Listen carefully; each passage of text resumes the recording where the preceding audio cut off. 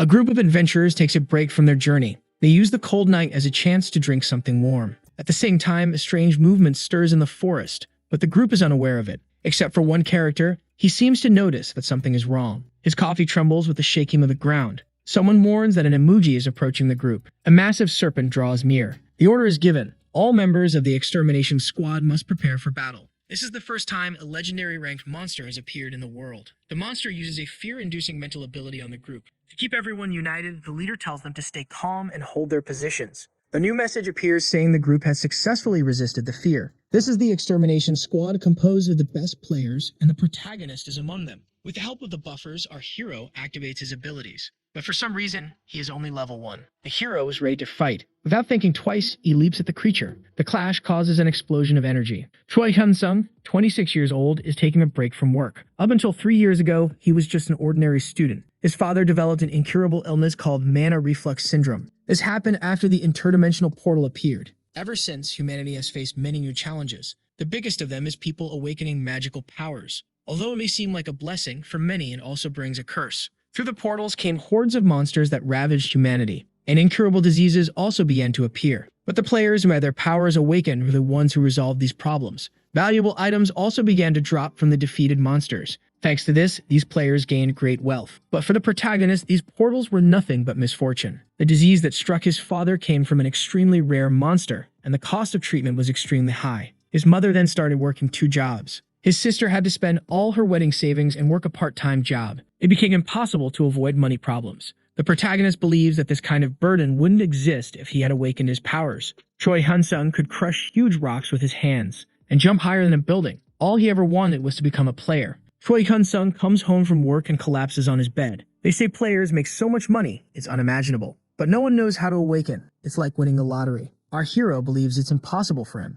Even so, he still wants to become one. But now being a player isn't about dreams, it's about necessity. If it were that easy, everyone would be transformed. Pushing those thoughts aside, he decides to take a shower. Suddenly, the environment changes, and a HUD screen appears in front of him. The message says he has awakened. Choi Hyun-sung remembers hearing about someone who had a heart attack upon winning the lottery. Our hero gives the status window command, hoping his stat points are good. But what he sees is strange. His points should all be at least 10, but that's not the case. These things depend on luck, but it seems like he's going to have a hard time ahead. After joy comes despair. Even at the lowest level, the total of all attributes should be at least 40. Choi Hyun-sung adds up everything he has, and the total comes to 18 attribute points. The average among other players is 50, but for some reason, the protagonist's total is very low. Except for the fact that every time he levels up, he gains 5 more points. To reach even a basic player's level, he'll have to run and grind many levels. Not to mention he doesn't have any passive or active skills. Even low-level players would be valued if they had good skills. Guilds would fight over our hero. 99% of players start out able to choose the tank, warrior, or healer classes. But one girl is different. Kim Hana, since her youth, has been supported by high-level players thanks to her unique skills. She is the only buffer in Korea. On the other hand, many players can't get past the early levels. Still, even so, our hero has never heard of someone without any skill in the past 19 years. Choi Hyun-sung grows curious about what he sees, but he already assumes it won't be worth it. A long list opens before him. At the top is a rare elven sword. Looking closely, there are other weapons of the same rank. Our hero thinks it's amazing, but they seem to have a high value. He wonders if there's a way to convert that into regular currency. But apparently the boy has 2 billion points to spend. Maybe he can use that value in the game. Additionally, he finds legendary rank weapons. He didn't even know something like that existed. The public had only ever heard of heroic level at most. Choi Hyun-sung selects one as an example. But the Demon King's staff has no information available. It also says that this weapon cannot be acquired by normal ranked players. For some reason, the points he has don't count for that category. Moreover, there is a locked item that is 1 level above heroic rank. Choi Hyun-sung scrolls to the bottom of the list and finds the elixir. They say this medicine can cure any disease. It seems this system wants the protagonist to do business. Normally, rich people are more interested in tanking skills, so the protagonist decides to check out those options. The protagonist finds an attribute-boosting potion. He becomes interested in these items. Maybe it's worth buying them to resell later. If planned well, our hero could become seriously overpowered. The item is a tiny red stone, but it's funny to think you're supposed to eat it. When he swallows the item, his muscles instantly contract. Even though it only increases power by 1, the sensation was far more intense. After that, he buys a skill book that reduces mana consumption by 10%. The problem now is figuring out where to store the book. Choi Hyun-sung decides to register it on the sales tab. But our hero discovers the system takes 20% of everything sold. Although he feels it's a rip-off, he knows there's no other way. It's time for him to begin his plan. First, he'll start by buying more strength-boosting items. After some time, his desk is filled with stat gems. Later, at the Hero Association, a receptionist asks how she can help. Our hero says he came to register because he awakened, but the woman finds it strange.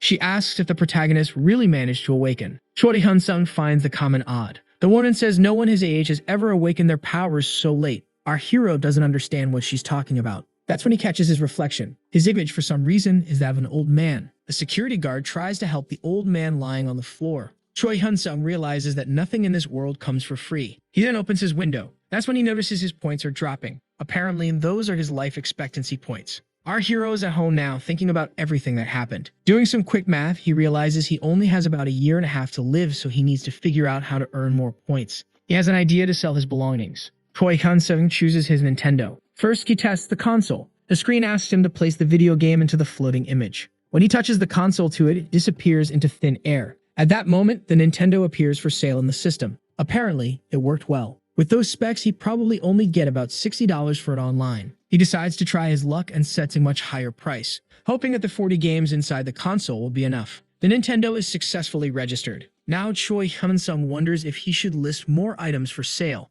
A girl in a room full of treasures is frustrated because every day the same things are registered in the shop. She thinks there should be more competition among people. At that moment, a new item appears in the store. Without thinking twice, she rushes to buy it. Choi Hyun-sung is finally returning to normal. Not only does this prove those points were tied to his life, it also means he can recover them whenever necessary. The current mystery is that the girl doesn't know what to do with these objects. She looks curiously at a watch, noticing the numbers change on their own. She doesn't understand why it's a rare item, but she's convinced. Another thing she sees is a screen asking for mobile data. Apparently, she's never used a cell phone either. Even after poking around, she can't connect to the internet. She has no idea how this device works. But after fiddling with it a bit more, she finds something interesting, a mirror magic. In the video functions, she discovers something amusing and decides to press the button. What she sees surprises her. In the video, there's an effect that puts a hat on her head. She thinks for a moment about whether or not to do what she's considering. The girl takes a selfie, and apparently she likes it because she goes back and takes more photos. The one who's not happy is the demon woman. She wanted to be able to buy all the items, but someone stole that chance from her. Now the problem is figuring out what these things are for. She even uses magic to try and find a clue, but nothing happens. Even after turning on the video game, she doesn't feel anything magical coming from it. But without realizing, the girl ends up playing for hours until she sees the game of her screen. Unfortunately, she's not even a little happy about that, and she explodes in rage for losing again. In the city, Choi Hyun-sung stands in front of a car. But he can't list the vehicle for sale because only items that belong to the player can be sold. He gets frustrated and ends up leaving. On the way, our hero sees some things lying on the ground. For some reason, the protagonist is able to list a broken fan for sale. Maybe only specific things work. And there's also a limit of 10 items that can be listed in the store at a time. Choi Hyun-sung opens the sales menu. But in the end, he has fewer points than when he started. Unfortunately, things are going badly, and no one is buying anything from him. A new notice arrives. The message says that a complaint was filed under Choi Hyun-sung's name, reporting issues with the products he sold, and if it happens again, he will be banned. This is something the boy didn't expect. Choi Hyun-sung had no idea this kind of system existed. Now his priority is to lower the prices of his products as quickly as possible. That's when a notification comes in saying that all listed items have been sold. The panic about no one buying his stuff disappears instantly. Our hero then decides to raise the prices even more. Again, a complaint comes in. The message says that 70% of the items were considered defective, so his account may be suspended temporarily until it's resolved. Apparently, the messages are about the cell phone that turned off for no reason. That person doesn't know you have to plug the items in to recharge. Other messages keep coming about cigarettes, beer, and other everyday things that the person doesn't understand how to use, and they're threatening the protagonist if he doesn't replace them. But Choi Hyun-sung doesn't even have time to respond before he receives more threatening messages. As a result, his store privileges are suspended for 3 days. But if the protagonist doesn't fix these complaints, he'll be inactive for 3 months. Our hero is thinking of first sending a new cell phone with a charger. He hadn't even considered that his customers might not be from Earth, which is why they don't know how things work. Choi Hyun-sung even starts to consider the possibility that they are aliens. Maybe selling more electronic devices is a good idea. Our hero then visits an online store. The item prices are very cheap, but it looks like Choi Hyun-sung doesn't have enough money. Looking into his pocket, he only has a few coins. The boy even considers selling his skill book since he's out of auctions. But that's when the protagonist has an idea. He taps on his phone and time begins to pass. At the construction site, the workers can't believe what they're seeing. Choi Hyun-sung is carrying 3 bags of cement on his own without any difficulty. He even gets compliments for it. One of the workers asks where the protagonist used to work. Our hero replies awkwardly that he's just used to it. 3 days pass. Only 9 seconds remain before the suspension ends. Choi Hyun-sung can barely wait. The restriction is finally lifted. It's time to list new items for sale. But at that exact moment, a new complaint is registered. The boy is visibly nervous. Before he can read the complaint, another message appears. Of the 20 items sold, all received complaints, which means he is once again suspended for another 3 days. In other words, someone filed a complaint for each of his products. One of the messages is from someone complaining about a video game that stopped working, and now the owner is so angry that they're willing to hunt down our hero. More messages from the same person start arriving one after the other, demanding that he list new items for sale or replace the broken ones. But Choi Hyun-sung doesn't even have time to react in order to fix his problem. Once again, he is suspended for 3 days, and if he doesn't resolve this quickly, the suspension will turn into 3 months. He's determined not to let that happen. At the construction site, people still can't believe a young man can be that strong. 3 days later, with payment in hand, and a few boxes neatly packed, our hero is thinking that the person doing this to him is definitely an out-of-control buyer. He then plans to list a pair of batteries for sale. His account is finally unlocked. Quickly, he puts his item up for sale, and instantly, it's sold. First comes a notice that 14 complaints have been resolved. Soon after, 4 more disappear as well. His points quickly start to rise. Choi Hyun-sung celebrates his success. Now that everything worked out, he's already thinking about listing more phones or consoles for sale. But before that, there's something else to do. Maybe it's time for him to register as a player. For a registration card to be issued, a person must complete a 3-week course at a training school. If they fail, they can try again, but if the same person fails again, they lose the right to register. Just because someone awakened doesn't mean they'll automatically become a dungeon hunting player. Choi Hyun-sung passes the test without any problems, and he's applauded for getting through it easily. But one of the players thinks our hero shouldn't be allowed to graduate since he doesn't even have a skill. The girl thinks it's cool to say that, but the guy doesn't care at all. Choi Hyun-sung already knew things like this would happen. 3 weeks later, our hero is leaving the school. A group from his class invites the protagonist to go celebrate with them. Even one of the guys suggests they should go out drinking with everyone, but the protagonist says he needs to go home for personal reasons. The group seems a bit disappointed, but Choi Hyun-sung doesn't mind since they'll probably never see each other again. The receptionist announces that his card has been issued. Our hero is very pleased with himself. He finally has his hero license. Now he can sell his skill book, and if he starts hunting with the money he earns, he'll soon be able to cure his father. At the equipment rental shop, Choi Hyun-sung makes a large purchase, which he pays for with his credit card. The clerk just warns that if the return period is exceeded, a penalty will be charged, and aside from that, he wishes our hero good luck. Unfortunately, everything in this world costs a lot. Renting even basic equipment turned out to be really expensive, and without it, the guild won't even let him near a dungeon. Let's not forget that there's also an entry fee for each mission. In a plaza, some groups are announcing that they're looking for members to join their party. One of them promises to cover the dungeon fees and ensure the person's safety. The demand is very high for tanks and healers, which makes sense. Even if the dungeon level is low, a monster is still a monster. On his status window, it's clear our hero has greatly improved his attributes and his unique skill, his item buying and selling. With those stats, he could join any group, but that's not his goal. His plan is to hunt the rabbits alone and pretend that he earned the special ability he actually bought. Choi Hyun-sung heads to one of the portals. One of the staff members asks if our hero is really going in alone, and he confirms that he is.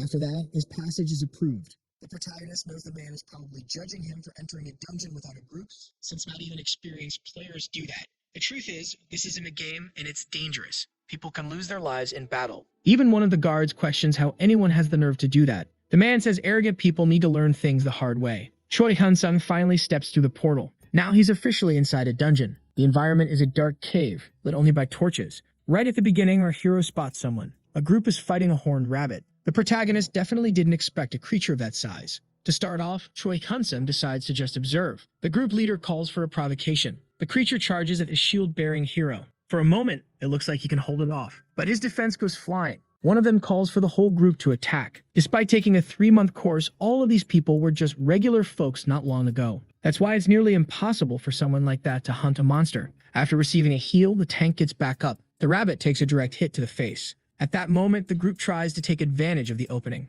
Choi Hyun-sung realizes he underestimated the dungeon just because it was low level. One of the warriors tries a lucky strike. The rabbit even tries to defend itself, but it's useless. Luckily, the sword hits its target. At last, the monster falls defeated. Choi Hyun-sung notes that the fight took him 8 minutes, while other groups took at least 3. Meanwhile, the guards don't pay any attention to what's happening. Their badges show their security officers. Apparently, they only care if someone's in a life-threatening situation. That means he doesn't have to worry about the guards. His attributes are more than enough to play solo. Choi Hyun-sung activates stealth mode. His body nearly vanishes into the darkness. A group congratulates some other players. They are the assistant and healer from Guild Number 1, Suwoo. To encourage her, the healer tells her partner they'll definitely find what they're looking for. The assistant smiles, comforted by the support. The other assistants say that if they spot anything, they'll report it immediately. But the girl only thanks them out of politeness. They say her skills are more than enough to capture what she's looking for. But the assistant doesn't seem to fully agree. Both apologize at the same time. It seems the girls are worried because they've been hunting for 15 days already. What the assistant wants is to advance to the 4th class. But to do that, she has to find the horned rabbit's boss. But even though it's a weak monster, it's hiding extremely well. Still, the moment it appears, she promises to finish it instantly. The two activate their shadow cloaks and move deeper into the dungeon. Jasoon asks if her partner has heard the rumors. She says the leader of Team 3 and the support from Team 2 are at the supply warehouse. But before she can continue gossiping, both spot something in the darkness. Someone is walking among the shadows. Ani says she was going to pretend she saw nothing, but now she sees it too. Jasoon wonders if the boy came alone or got separated from his group. The assistant takes a good look at the adventurer. She assumes it's not the second option because he doesn't have a single scratch. So the mystery remains, why is he alone? Ani notices something even more surprising. The boy is wearing rental equipment. He's just a rookie wandering around alone. Both assume he's an idiot. To hunt one of those alone, the person should be at least level 35. In a second, they swallow their words. With one blow, Choi Hyun-sung takes down the rabbit. Our hero is shaking. He didn't like the feeling, but it's necessary for his family. But that wasn't the first one. He's hunted many already, but still hasn't gotten any items. The protagonist activates stealth mode again and strikes another rabbit from behind. But again, he seems to dislike the feeling. The girls are confused. Jasoon sees that her partner is tense. Ani is deep in thought. She's remembering the rule of 20 levels. When someone hunts a monster close to their level, they can get a normal amount of experience and items. But if you hunt a creature 20 levels below, you gain nothing. In other words, the odds of not getting a single item are massive. That's why Ani believes this must be the boy's first time here. Jasoon asks if her partner knows him, but she doesn't know who the guy is either. Still, at the moment, she just wants to watch him a little more. After all, she has nothing else to do. Choi Hyun-sung activates sudden ambush, and it seems the boy got lucky. A gem finally drops. It's the 5th one he's managed to get. But the protagonist never imagined leveling up would be this hard. After defeating so many monsters, he expected to have leveled up by now. It would be easier if there was an experience bar like in video games. Our hero hopes one more hour might be enough, but after 5 hours, he's still at the same level. Something is definitely wrong. Normally, a person takes at most 2 days to level up. Indeed, our hero realizes something isn't right. Jasoon comments that the atmosphere feels heavy. Choi Hyun-sung is very disappointed. In the past 10 days, he earned over 100 million points, but after a full day of hunting, he only earned 100 points total. Despite that, he wants to stay optimistic. One of the rabbits tries to attack him from behind, but our hero finishes it with a single strike. Choi Hyun-sung stands up, ready for the next round. A group of rabbits comes toward him. Our hero prepares for the next attack. With one strike, he cuts down all the monsters at once. Our hero already seems tired. One of the rabbits jumps on him. With a simple move, he cuts the monster down. After that, the protagonist receives a new message. The protagonist earns the title of Rabbit Hunter for having defeated 100 of those monsters alone. Choi Hyun-sung takes a break to analyze the change. The title he earned now appears in his status window. Because of it, he gains 2 unique attributes, an increase in vitality and a chance to rank up to rare. This title is common and in theory, anyone can earn it. But people usually level up before it happens, so almost no one ever gets this title. It's not bad at all to be able to rank up to rare because of it. Ani is having a lot of fun. She's happy to have caught a big fish. The assistant saw with her own eyes that he struck a rabbit's throat with this single attack. It could have been luck, but she saw him do it several times. When he was surrounded, the boy managed to defeat the monsters with one blow. She really wants to recruit our hero. The protagonist wonders if he should go deeper into the dungeon. But Choi Hyun-sung hears 2 people calling out to him. Our hero sees 2 players wearing custom outfits and high-grade armor. Jasoon says the hero doesn't need to be tense. They're security officers. He doesn't seem to believe it. After all, our hero didn't see any badges and hadn't sensed the presence either. Jasoon explains they were given a mission to protect the inside of the portal, and they were on their way out. And because both were using stealth skills, that's why he didn't sense them. But our hero hadn't even heard them breathe, let alone approach. The girl says she decided to come over because she thought his skills were too good to be wasted on hunting rabbits. But since he's level 1, the protagonist worries about being found out. Choi Hyun-sung asks if he's required to show them anything. The assistant says no. She's just curious, since they're from the Suwoo Guild. The protagonist recognizes the name. They're one of the biggest groups in Korea. She says she'll help him get into the group and he only needs to show his status window. Our hero is in a tough spot because he has a penalty preventing him from leveling up. Choi Hyun-sung believes a player with stats like his will be considered suspicious, and no matter how much he hunts, his level doesn't go up. Our hero says he has no intention of joining a guild. Then he turns his back on her. Ani tries to stop him from leaving. The protagonist seems startled by her reaction. The girl curiously asks if he doesn't know who the Siwa Guild is. He says yes, he knows who they are. So then she wants to know why he still refuses to join the group. The protagonist explains that he doesn't like being tied to anyone, and that he doesn't need a guild right now. She even asks if he's already with another team. But our hero keeps denying it, saying he prefers to be alone. Apparently, the two girls are convinced by his answer. Choi Hyun-sung says goodbye to them. Still, Ani gives him her card in case he changes his mind. He accepts it and decides to leave. But before that, she asks if they can leave the dungeon together. She says it would make things easier for everyone. But again, he refuses any contact with other players. Ani finds the boy's behavior very rude. Her friend says that he may act like that for now, but one day he'll regret it. Before anything else happens, the girls decide to leave. Back on the surface, the protagonist comments that he needs to be more cautious. But then something catches his attention. They still haven't left the dungeon. Choi Hyun-sung heads to a taxi stand. Inside the vehicle, the driver asks where he wants to go. Our hero simply asks him to drive. Choi Hyun-sung checks the route on his phone. He asks the driver to take him to the Blood Fox dungeon. The taxi driver congratulates our hero, saying he transports so many players that he knows all the routes by heart. But our hero ends up ignoring everything the man says. All he can think about is that his status will likely remain the same in the new dungeon. In this new area, things are quite similar. Crowds of people looking for members for their parties. The atmosphere is the same here. Just like last time, he heads to the gate. When it's time to be cleared, the attendant asks where the boy's party is, and Choi Hyun-sung once again says he's alone. And that's how he enters the dungeon. Inside, there's a fang-toothed fox. A group of players surrounds a creature. Choi Hyun-sung simply observes. He also notices something similar to the previous dungeon. The guards don't care at all about what's happening. Our hero takes advantage and activates his stealth. With that, he reaches the lower floor. The protagonist draws his sword, ready to fight. He's confident that this time it will work out. Choi Hyun-sung charges at the creature. Our hero sees that one of them gives 180 points. He swings his sword, ready to end the fight quickly. With one move, the foxes are already lifeless. Our hero notices something. More foxes are approaching. Little by little, he's being surrounded. Our hero wonders if he'll have to take this fight seriously. 2 hours later, he realizes his count is at 299. With 13 foxes defeated, Choi Hyun-sung earns a new title, just like last time. Our hero, on the other hand, was already expecting it. He asked to see his status window. In the end, his level remains the same, but his strength increased by +1. Apparently, each title gives something different. Our hero is already being surrounded by a large group of foxes. Choi Hyun-sung is ready to begin the second part of his experiment. 7 hours after the fight, our hero opens his window. He's earned a rare title and receives the name Blood Fox Predator. This time, our hero is happy to have increased his rank. In addition to gaining another +1 in strength, he discovers that above rare is the heroic rank. Choi Hyun-sung stops to rest a bit, but he wants to come back the next day. He stores the gems in his bag before leaving, but on the way, he finds something. A skill book. With the skill, the body hardens. But a warning says he already knows this skill, so the book can't be purchased. The protagonist is disappointed by this. He then decides to list it for sale at an absurd price as usual, but he also ends up buying another book instead.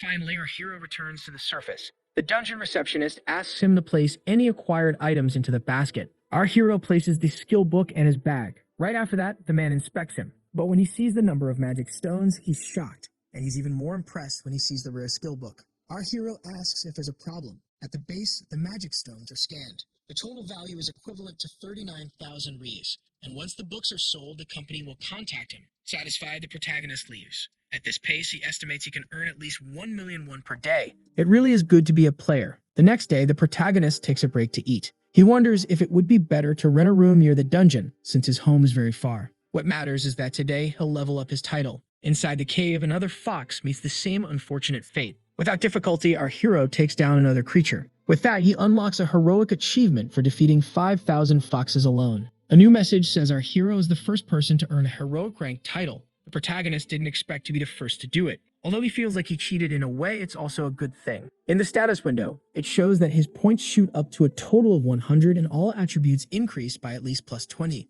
Choi Hyun-sung also discovers something new. It's possible to rank up a title to legendary. Our hero wonders if it's worth trying. But not today. For now, he's tired. He promises to return tomorrow. 10 days later, our hero has rented a hotel and is eating a bit too. In the dungeon, he defeats another group of foxes. With that, a new achievement is unlocked. Finally, the legendary rank has been achieved. Choi Hyun-sung collapses from exhaustion. On the screen, another major leap, every attribute increased by 40 points. Our hero can't hold back his laughter. He's very pleased with himself. Just to check, but this is the maximum a title can go. Unfortunately, because the protagonist wanted even more, Choi Hyun-sung gets ready to leave, without worrying much since there are other places where he can do the same thing. Back in the rabbit dungeon, Choi Hyun-sung is fighting a group of monsters. One of them tries to attack him from behind, but our hero pushes it with the hilt of his sword, and that alone is enough to slam it into the wall. Apparently, the protagonist has reached a level where he can defeat these creatures with his bare hands. But for today, that's enough. At the hotel, Choi Hyun-sung receives a message saying the items he listed have been sold, but he must collect the payment in person. The protagonist decides to stop by the auction house.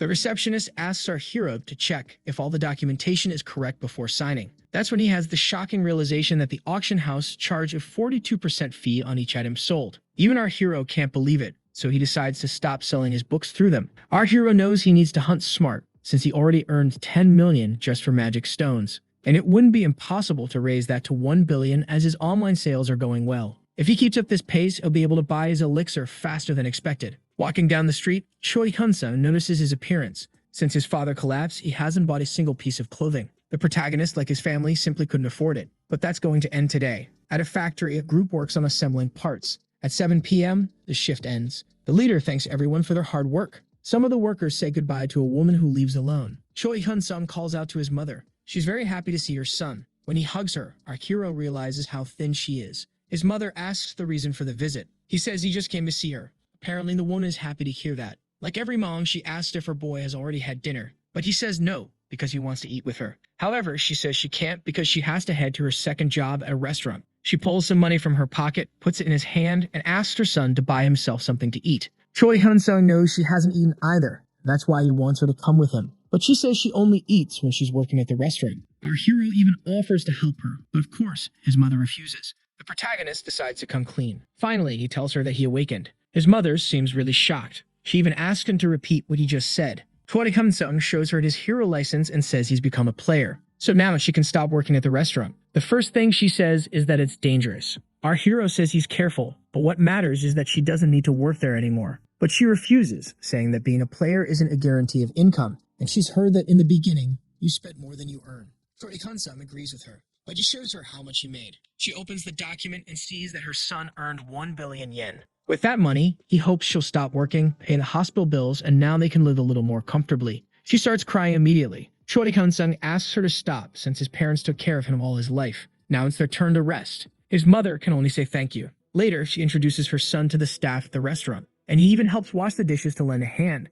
which helps everyone finish work earlier that night. At the end of the evening, they say goodbye and go home together. His sister welcomes their mother home, but it's Choi Hyun-sung who responds, happy to see her. The girl doesn't understand why he showed up out of nowhere, but the protagonist promises it's for a good reason. The three of them sit together on the living room floor. Our hero says he awakened, and on top of that, he made a good amount of money. His sister watches as the earnings grow day by day until it reaches 1 billion. She can hardly believe what she's seeing. Choi Hyun-sung promises that from now on, they won't have to work so hard. His sister can't hold back her tears. She admits that things have been really tough lately. That day, Choi Hyun-sung went to sleep with a smile on his face. The protagonist says he's heading out, and his mother asks what time he'll be back. He says he'll only come back when she quits her job. His mother worries about him going out in those regular clothes, but our hero says he can pick up equipment near the dungeons. With that, he says goodbye and heads off to the next mission. The protagonist's mother tries to call her son, but the calls go straight to voicemail. She hopes he hasn't gotten hurt. At that moment, Choi Hyun-sung appears, running. The boy explains that there was heavy traffic, so he came on foot. His mother gives him a light smack on the head since she was worried. In the hospital room lies his father. Seeing him in that condition, Choi Hyun-sung vows to heal him. 10 days later, the protagonist earned the title, legendary for hunting 10,000 rabbits. On his watch, he sees that it's still early and he has a few hours left to hunt. The taxi drops him off at the next dungeon. But unlike the others, there's no one here. The sign says this is the Vampire Bat Dungeon, recommended for those between levels 10 and 15. Our hero heard they're normal size and only move in flocks. Normally, hunting them without a full party would be difficult. Choi Hyun-sung crosses the portal with stealth mode activated. The guards chatting nearby didn't even notice him passing. Our hero finds this situation strange, but he's ready to begin the hunt. With that, he activates a shield around himself. To lure the bats into attacking, he pricks his own finger. The moment they catch the scent, the creatures charge. The protagonist feels as if the darkness itself is rushing toward him. A dark mass of shadow and wings moves as one and covers our hero. Inside the shield, he activates a fireball spell. The light reveals the bats desperately trying to break through the barrier. But the weak flame also shows that our hero is struggling to use two skills at once. He focuses to intensify the flame. A dungeon with such tiny creatures is causing quite a bit of trouble. In the end, that's the best he can do with his fire magic in this situation. The fireball passes through the barrier, triggering an explosion in the cave. The impact is so strong that all the bats are wiped out at once. The barrier ends up cracked. Even the caster hadn't expected it to be like that. But before he can celebrate, a new wave of bats comes flying at him. Choi Hyun-sung is already preparing another fire spell. The bats charge at him full speed. He throws the fireball at them. Right after, he receives a notification for a new achievement. If all goes well, he might even earn the legendary one today. More important is finding out how many magic stones our hero can collect. In the darkness, the protagonist sees something strange. Amidst the shadows in the dark lies a sword shaped like a bat. Even the protagonist didn't expect this. Apparently, the mana from all those bats formed this weapon. Choi Hyun-sung picks up the sword from the ground. He receives a message saying that the weapon has a passive ability that allows the user to regain health when the sword absorbs the enemy's energy. The protagonist ends up liking this effect quite a bit. But what's most important to him is wondering whether it's possible to obtain more than one of these blades. Our hero discovered that even if the monsters are weak, if a bunch of them dies at once, their mana can combine to create a rare item. So imagine if a bunch of rare monsters were defeated at once. A week later, our hero realizes it might not be that easy after all. Only the usual gems dropped on the ground. After the blade, the mana only fused one more time. And the item is in his bag, a black cloak with decent durability. But it's rare only in name. The protagonist decides to stop this hunt. It's better to go to another dungeon and collect other titles. A few days later, his mother asks if he's doing okay, since they're spending a lot of money to buy a house. Our hero promises not to overdo it. When the customers walk in, the attendant greets them. Choi Hyun-sung says they spoke on the phone. The attendant recalls that he's looking for a 1,000 square meter apartment, but his mother thinks that's excessive. Still, the protagonist says he wants to give each of them their own room. A week later, his sister finds the apartment huge. It's the first time she's seen the new house. The girl gets really excited. The protagonist promises that the next house will be even bigger, but for her, it's already perfect. Their mother cooks the first meal in the new home. His sister says they need to bring welcome rice cakes to the neighbors, and his mother thinks it's a good idea. Choi Hyun-sung sees this moment and finds it really nice, but he hopes his father can be there next time, and he'll make sure that happens. Now it's the Crimson Rat dungeon for players level 6 to 10. The rats prepare to attack, but the protagonist jumps to dodge their strike. In midair, our hero finds the scene somewhat amusing. Then he pushes off the cave walls. These rats are faster than he expected, but with one move, 2 of them go down. In the end, the protagonist is on another level. He summons a fireball, ready to earn a few more titles. Once again at the exit, his bag is full of diamonds. The person in charge of inspection can barely believe what they're seeing. Choi Hyun-sung just waves goodbye to the man, all smiles. But before he can leave, a voice calls his name. The warden says they've met before, but this time she insists on properly introducing herself. Her name is Lee Shuti, and she's an assistant from Team 1 of the Siwon Guild. She asks for a moment to talk. 1 week earlier, the manager is desperate to find out who's been giving him such a headache. Lee says she doesn't know anything either. The guild master reviewed Choi Hyun-sung's profile. He guesses the protagonist must already be getting rich from all the magic stones he's been selling. But the girl doesn't believe that means the protagonist has a unique ability. Still, the guild master thinks the chances are high. That's why he wants this kid on his team. Of course, Lee agrees. He'll send a negotiation specialist to help, but she can try convincing the boy first, since she was the one who found him. Before leaving, he has one more question. The guild leader wants to know if Lee leaked this information to anyone else in the guild. The girl says no. She even made sure her friend stayed quiet.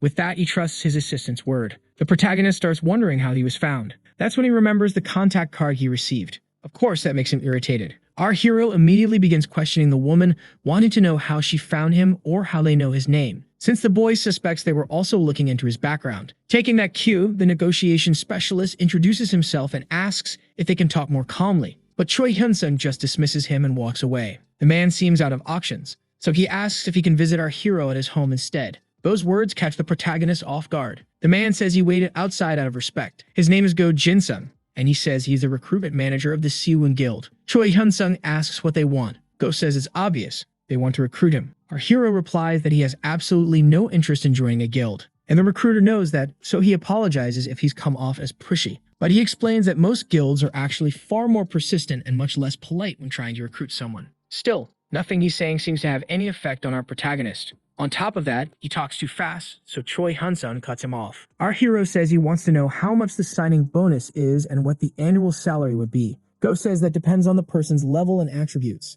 At that point, our hero realizes they're starting to reveal their cards. But the recruiter promises that at the very least, he'll secure a signing bonus of 100 million and an annual salary of 10 million. The protagonist is surprised. Even if they're underestimating him, they're still offering a lot. Maybe they want our hero as their main player. It still doesn't make much sense since the protagonist has never heard of a guild offering that much money to a rookie. Except, of course, for the country's one and only buff, Kim Hana, who had already proven her worth to the world, which isn't the case for Choi Kun-sung. Our hero does have his unique buy and sell ability, but they definitely don't know that. When he got his player card, he made sure to only reveal his level. That's when the protagonist realizes what's really going on. Choi Kun-sung asks if all of this is because of the magic stones. The recruiter says he doesn't know what he's talking about. It was just for a second, but Lee reacted. You can tell the recruiter really has no idea what he's talking about. Now she, on the other hand, is doing a poor job of hiding it. But it's not like a major guild would be chasing after someone just for magic stones. They probably already suspect that the protagonist has a unique ability. The recruiter wants to know what he's thinking.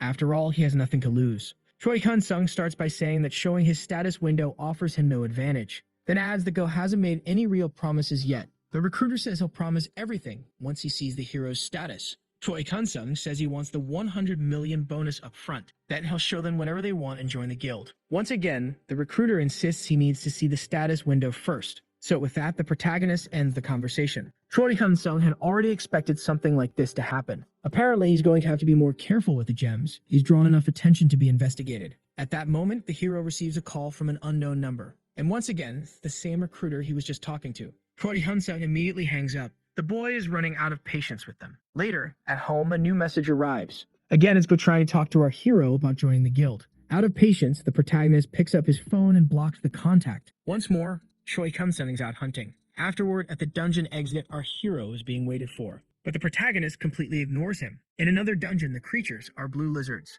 But this group of monsters is defeated easily. The protagonist is already quite tired. But at the rate things are going, soon he'll be able to buy the elixir. The next dungeon is home to the red maned wolves, recommended for levels 15 to 20. This area, unlike the last one, is crowded, but not overly so. The giant wolves are under attack by a party of adventurers. A closer hero is sure these creatures are stronger than the lizards he fought, but even so, they'll go down in a single hit. Our hero believes that with his current stats, he can defeat level 50 monsters. For today, he's aiming for the Wolf Hunter title. Deeper in the dungeon, a security badge is stained with blood. From the shadows, it's clear the man is being eaten alive. His level 71 partner can't believe what he's seeing. The creature he's facing is a two-headed dog. The player tries to help his friend, but in a second, he loses his arm. The creature moves so fast he didn't even see what happened. In a desperate move, he tries to escape. But with one attack, the player loses his life. The protagonist doesn't have to walk far to find people. Choi Kun-sung figures that since it's a popular dungeon, it's pretty crowded. Our hero finds that very concerning. These portals started appearing 10 years ago, and even after the discovery of a heroic dungeon, a new one always shows up. Since new players awaken every year, a wolf leaps to attack, but Choi Kun-sung beheads it in midair. Before he even lands, a group is already waiting for him. Quickly, he prepares a fireball. Effortlessly, he blows them all up with one strike. Another group is already getting ready to attack. Our hero raises his shield, but instead he punches the hound. Then he chains into a combo with a strike from his blade. Right after, the hero prepares to launch a magic missile attack, which instantly blows up one of the wolves. The pack and the protagonist stare each other down, and the protagonist taunts them to come at him. Fearlessly, the wolves charge, and the protagonist leaps over them. In the end, Choi Kun-sung finishes the battle quickly and already earns his first title. Our hero finds his blade's ability very useful. It looks like this area has already been cleared, so Choi Kun-sung decides to move on. A small group is fighting some monsters. Choi Kun-sung just ignores them, but then he finds another group fighting as well. Since it's so crowded, our hero decides to head to another dungeon. But before that, he hears a desperate scream. When the protagonist turns around, he sees two players dying at the same time. The protagonist locks eyes with the giant creature. One female player tries to run away, but she gets squashed like a fly. A piece of the girl flies through the air and lands at the protagonist's feet. Seeing that, Choi Kun-sung feels like throwing up. The three-headed dog has wiped out the entire player party. Facing that massive hound for the first time, our hero is tense. With a swift movement, the dog tries to crush him, but the protagonist dodges easily. For the first time, Choi Kun-sung feels like his life is truly in danger. The protagonist hides behind a rock, but the panther attacks exactly where he's hiding. Choi Kun-sung hadn't expected his stealth to fail. He even jumps to escape. But even though the attack only grazes him, his armor is already destroyed. The protagonist is left with only his shirt and cloak. The giant panther attacks again, and the hero jumps and slams his shield into the feline's nose, leaving the monster stunned, but doesn't turn out to be very effective. Choi Kun-sung drops his bag on the ground. and he prepares his fire attack, launching 3 at once. This time, the monster seems to feel it. Choi Kun-sung grabs his things and tries to flee since his magic didn't deal as much damage as he hoped. This monster is seriously tough, though this dungeon is meant for level 20 players. The protagonist fires off 2 more fireballs. He hits 2 heads at once, but if he keeps this up, his mana will run out quickly. Even with the distraction, the protagonist takes a hit from behind. Luckily, Choi Kun-sung survived. His cloak is much more durable than the rented equipment. The dog tries to pummel him, but it's in vain. Our hero is afraid of running out of breath at this pace. Quickly, he opens his purchase system and finds a gem that boosts dexterity. In the middle of the chase, he manages to eat the gem. 20 minutes later, he's consumed enough. Now his total stats reach 849. With that, he throws a fireball. Half of the dog's face is scorched by the blast. On the first strike, he dodges. For the second, the panther uses its paw to block. Even so, the monster is injured. At this pace, the protagonist is going to win the fight quickly. But the giant panther begins regenerating rapidly. Now it's clear that fireballs won't be enough. Maybe this won't be so easy after all. Our hero discovers that the monster is weak to fire, but he needs something stronger to handle this. As he runs, the giant hound chases him. Our hero finds a skill he might be able to buy. The problem is, it's expensive, and he worries about his health. But right now, he needs to survive. Choi Kun-sung turns, ready to fight. He prepares to use his ability. The giant charges at him with full fury. Choi Kun-sung prepares a fire spear, hoping to land the hit. This is the new flame ability. Luckily, the attack explodes right in the monster's face. Our hero cheers that it worked. One of the heads explodes. Now only 2 remain. But the second strike misses entirely. Choi Kun-sung doesn't lose focus. He challenges the beast to see who will survive this fight. The first spear misses the target, but the second hits dead on, blowing up one of the panther's heads. The protagonist celebrates again. But the joy doesn't last long. He opens his status window and sees that his mana is gone. His goal now is to survive until his energy is restored. Elsewhere, a girl screams in panic. All the players are evacuating the dungeon. Only the guards remain behind. What they're witnessing is a horrific scene left by the monster. One of them says he found a footprint. Judging by the size, that Rup assumes the creature is not normal. The girl starts to wonder if it's really a good idea to go after this thing. One of the players doesn't like sitting around waiting for help, especially since the guards outside aren't responding. That means they too might have been taken by this creature. Even though they aren't very confident, the group leader still wants to investigate. One of them refuses to go any further.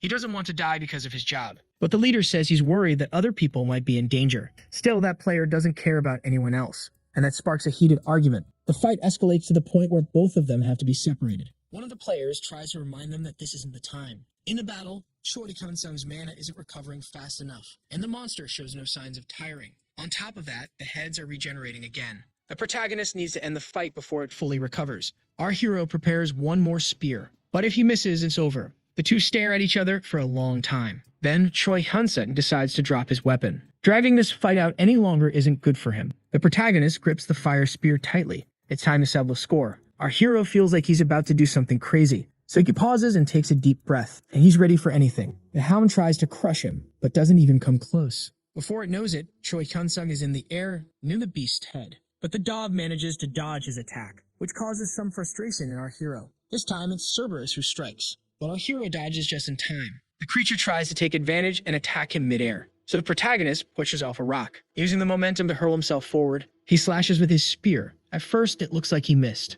but when he lands, our hero celebrates. Even a grazing hit left a scar on the monster's face. Choi Kun-sung charges easily at his enemy. The monster tries to attack, but it's effortlessly dodged. On top of that, the hero lands a hit on the creature, which cries out in pain. Seeking revenge, the dog tries to crush him again. Choi Kun-sung uses his speed and climbs onto its back, and thrusts the spear into the back of its neck. Then he jumps as high as he can, and drives the fire spear downward. Not satisfied, the hero keeps pushing the weapon deeper. When there's nothing left above the neck, our hero believes he's finally won the fight. With that, Cerberus is dead. Or not, because a giant paw comes at him. Our hero raises his shield, but it's useless.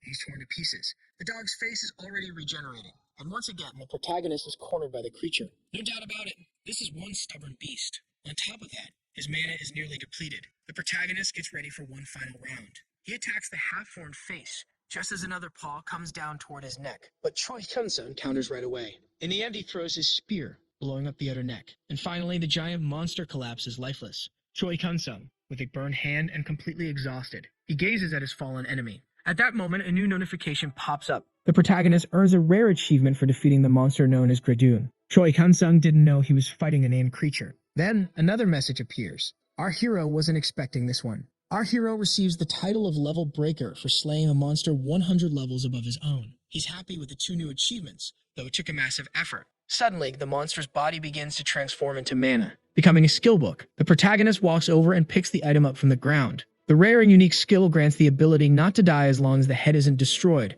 with all other wounds regenerating. As long as he protects his head, any attack can be healed. Our hero is now almost immortal, even if the regeneration is slow. He can still evolve this ability. The protagonist has never seen a rare skill for sale that can evolve like this one. Tanks would absolutely go crazy over this book. Choi Kun-sun gathers his things and gets ready to leave. He can't help but think that there's no other skill like this in the world. It's one of a kind. A message asks if he would like to activate the power of immortality. Choi Kun-sun accepts and a blue light begins to glow. As soon as his passive ability activates, he starts to regenerate. But it seems this skill consumes vitality. Fortunately, our hero has plenty of that. Later, the protagonist checks the titles he earned. The first one boosts all attributes by 5. What excites him is that it's a common rank, which means our hero can improve that percentage. Now with the other title, he gains +3 vitality. Choi Kun-sun considers Gradoon to have been a good boy. Having wrapped everything up, he decides to head back. A team of players rushes in to hunt the monster. They are the extermination squad from the player association.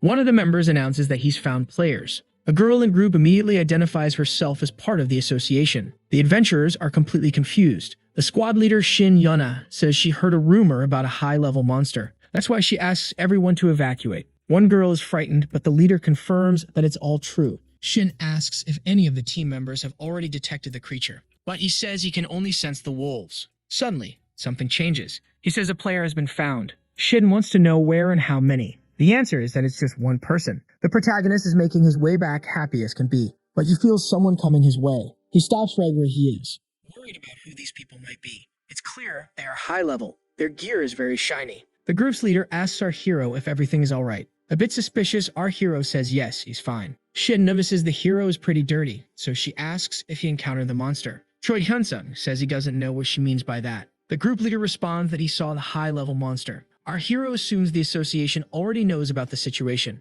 Our hero decides to say yes, he did encounter the creature. Suddenly, the girl gets closer than she should, excited and eager to know more. That's when she realizes her mistake. Shin quickly apologizes. Then she says she'll help him, and hands him a vial to treat his wounds. Choi Kun-sun recognizes that it's a very rare item. The description says the potion heals quickly. Shin tells him to just spray it on his hand and that's it. The protagonist doesn't really know how to react, so he decides to talk about the monster. The leader tells him to go on. Choi Kun-sung says the creature was a giant black-furred, 3-headed jaguar. Shin says a monster like that has never been seen before. Not even her companions know anything about it. The protagonist continues and says the monster was the size of a house, and that it went in that direction. Shin then thanks him. Right after, they disappear in the blink of an eye. Even our hero is surprised by their speed, but he's glad he defeated the creature. Otherwise, by the time those players arrive, the monster would have claimed more lives. The reward is just a bonus, even if that group is now going to be searching for nothing. The team reaches the end of the dungeon. One of the players wonders if the creature passed through the portal. The leader hopes not, because that would cause an even bigger problem. She knows the monster has already tasted blood and it will return for more. This time, all she could do was file a report to the association. But something still bothers her. Only now does she stop to think about how that man escaped. For someone who lost his entire party, he didn't seem all that shaken. Shin decides to go back just to talk to him. The captain tells her men to wait. The mage wants to know what's bothering her. Shin says she's concerned about the player she met earlier. The tank is sure he's fine, but since he's alone, she wants to be sure. After some hesitation, he agrees. In the end, her team agrees to wait for her. With one step, she vanishes into the shadows. As she makes her way back up, she notices something strange. There seem to be some stains on the wall. It catches her attention, but she continues on, until she reaches the exit gate. Obviously, she doesn't find the boy, so she assumes he made it out safely. Back in his apartment, the new skill has proven to be quite effective. Even though the regeneration is slow, combined with healing magic, it's very useful. With nothing else to do, the protagonist drops onto the couch. He's completely exhausted. Soon, his mother arrives. Right away, she notices that her son's face looks different. Choi Kun-sun knows exactly why. He spent a lot of points buying the fire spear, but to deflect, he simply says he's been working a lot. Then he asks if there's anything to eat, but she gets angry because he didn't even have lunch. So his mother decides to make something for him. Choi Kun-sung is starting to have a bit of a problem on his hands. They'll be bad for him if these situations start happening frequently. At that moment, his sister calls their mother asking about the protagonist, and apparently she's talking about the incident that happened in the dungeon, where many people lost their lives. Most likely, the public figured out the victims' names by checking who hadn't left the dungeon yet. His mother then ends the call. From her expression, she's clearly not happy. She's already figured out that this is why he got home earlier. Chori-kun-sung tries to calm her down, saying he didn't see the monster. His mother begins by saying she always knew this job was too dangerous. But our hero says he enjoys what he does. He says that besides being happy, hunting monsters is fun. The next day, the Red Wolf dungeon is temporarily closed. The place is quite crowded. During the investigation, they discover where the first victims were attacked and where they found the trail of the three-headed jaguar. But there are no clues as to where the creature went, says tracking specialist Kim Dong-soo. Shin says it doesn't make sense for the monster to still be in the dungeon, since they searched everywhere. Kim says he doesn't know what happened either, but he's trying to follow its tracks. The squad leader volunteers to go with him. The officer thanks her, saying he feels much safer with her by his side, but she just says she's doing her job. Using his powers, Kim discovers that this area was also attacked by the monster. Then it went in another direction, but the investigator encounters something strange. The jaguar let a player escape. Kim runs, watching the scene through his magic. He says a fight took place. That way, he discovers it was just one player who fought the beast. Kim says you can still sense the residue of fire magic use. Also, the endurance of this player is very high, so he assumes the person might be a magic swordsman, and so they both arrive where the main battle happened. The investigator says the beast took a heavy blow at this location, opening a fatal wound on the creature. Shin doesn't understand how a monster that wiped out all the security officers could have been wounded. Kim originally believed the player was a swordsman, but now he's shifting to the possibility of a mage with very high dexterity, and someone using some very powerful skills. They both head to the next site, the place where the battle was decided. That leaves the captain even more confused. Kim is once again puzzled by his earlier claim that the player was a mage, since what he's seeing now is a fierce close-quarters battle, followed by powerful magic use. This player is a hybrid of swordsman and mage. Since there's no body, the investigator assumes the creature turned into items or magic crystals. Shin is extremely confused. Aside from magic swordsmen and mages being rare, they're also a rather mediocre class. But this person hunted a monster far above the dungeon's level all alone. Kim says he saw in the report that the highest level player to enter that cave was, at most, level 24. Also, this person wasn't one of the officers, since all of them were wiped out, and the ones outside didn't do anything due to ongoing conflict. There's no way a regular player could have done this, she thinks. Kim speculates that maybe it was someone who hasn't renewed their player registration, since players are only required to do that once every 2 years. But that's not enough for her. At most, such a player would reach level 50, and besides that, no guild-backed player entered this dungeon either. Kim agrees that it's a very bizarre situation. Even if a very powerful player was in that cave, it makes no sense for them to be wandering around a beginner dungeon. Shin asks if there's any way to track this player. Kim is mainly specialized in tracking monsters. Still, he promises to try. The officer uses his special powers. He says that right after the battle ended, the player's tracks disappeared as well. In this terrain, it will be very hard for him to track the player using his magic. Shin asks how he managed to do it with a monster. The officer says it's because monsters leave clearer traces, like this giant footprint. So if a player isn't in battle or using magic, it's hard to see anything. Besides, this person didn't use any magic afterward. If the player had done that, Kim could have tracked them. Seeing what he's trying to do, Kim realizes he asked the impossible. So she apologizes. Kim is the one who apologizes, saying he still has a lot to learn. Shin says they can head back now, and the officer agrees. In the end, they close the investigation in the dungeon. In her report, Shin states that they need to investigate every player who entered that dungeon. She presumes that the person who defeated the monster has strength above level 100. And if such a player exists, she believes they need to hire them because they can't keep losing all their talent to the guilds. The player association is managed by the government, unlike the guilds, which are private organizations. In the beginning, the association had great influence. The number of players was vast and powerful. But as time went on, the association began to lose its strength while the guilds started consolidating. One of the reasons for this was putting politicians who didn't understand the field in charge of the association. They began to prioritize patriotism and paid players less through exploitative contracts. On the other hand, guilds backed by outsourced media investment could afford to offer better and fairer payments. The association launched an internal investigation and fired politicians tied to corruption, but it was already too late. With the corrupt figures gone, their positions began to be filled by players.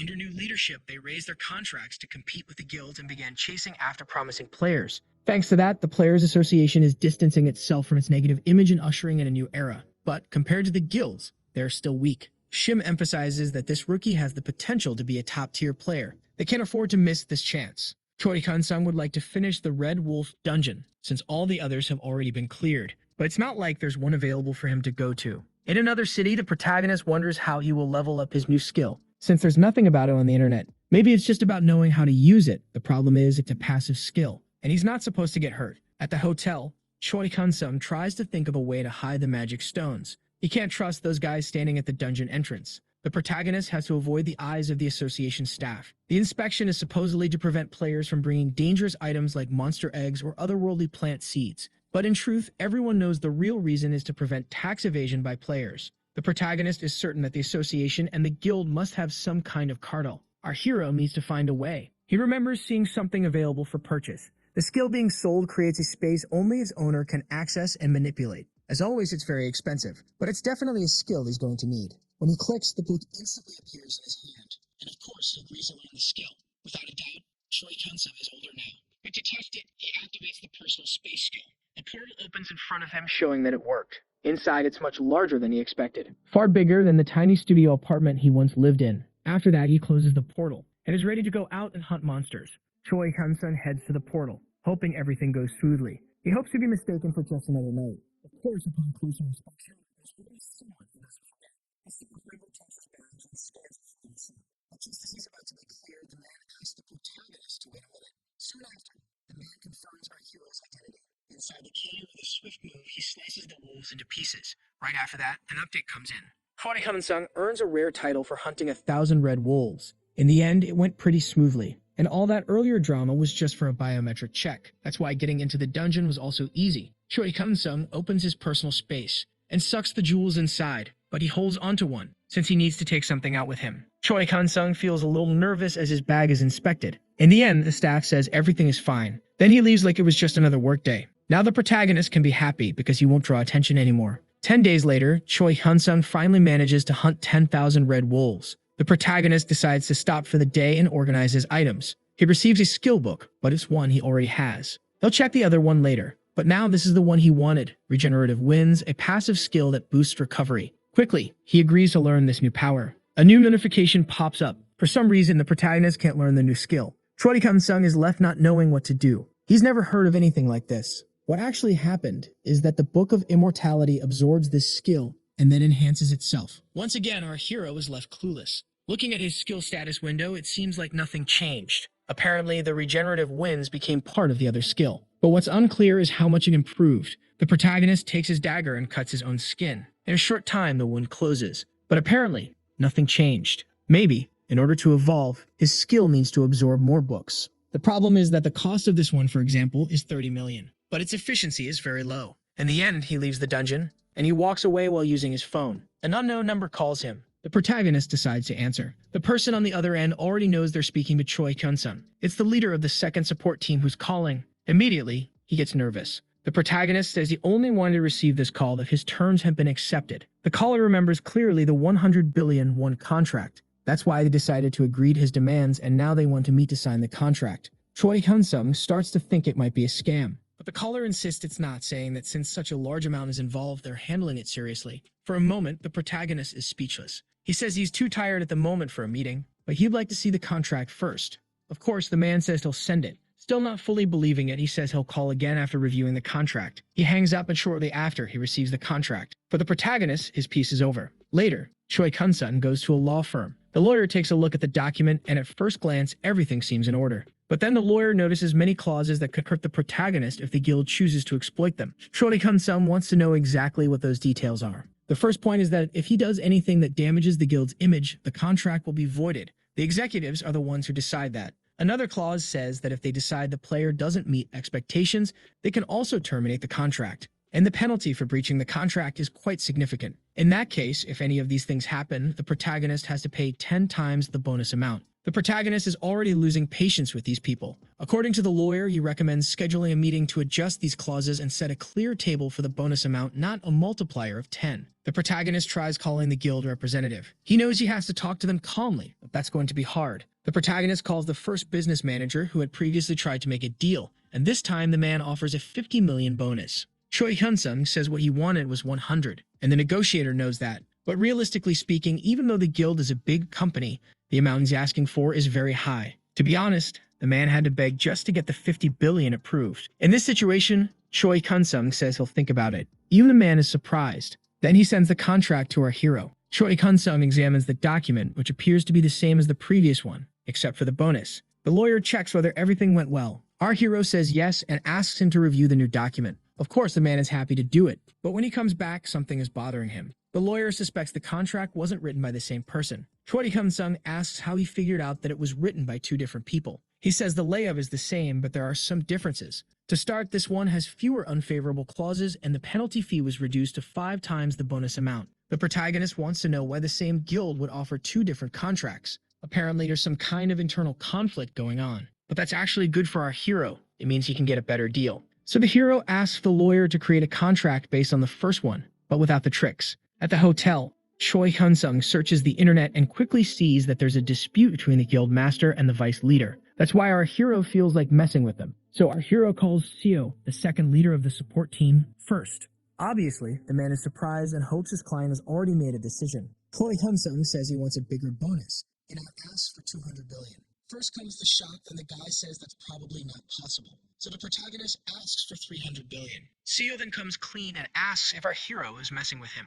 Choi Hyun-sung says he's already been contacted by team leader Go Jin-suk, which makes it obvious that things aren't going well between them. Seo ends up falling right into the trap, and he ends up promising to match any offer that was made. Obviously, the two of them hate each other. Now he calls Go. Of course, the team leader is happy and asks if our hero has reviewed the contract. The protagonist says yes, and that he even wanted to sign it. Naturally, Go suggests they meet, but Choi Hyun-sung says he changed his mind. Of course, the man gets totally confused. Our hero says he's going to send over a contract he received by message. Go asks for a second to look at the document. When he receives it, the protagonist tells them to resolve their internal issues first, and then they can talk. Until then, the 100 billion bonus is now too low. He now proposes 200. Actually, 300 would be more acceptable. Naturally, the guy gets completely confused, but if he doesn't want it, he can just turn it down.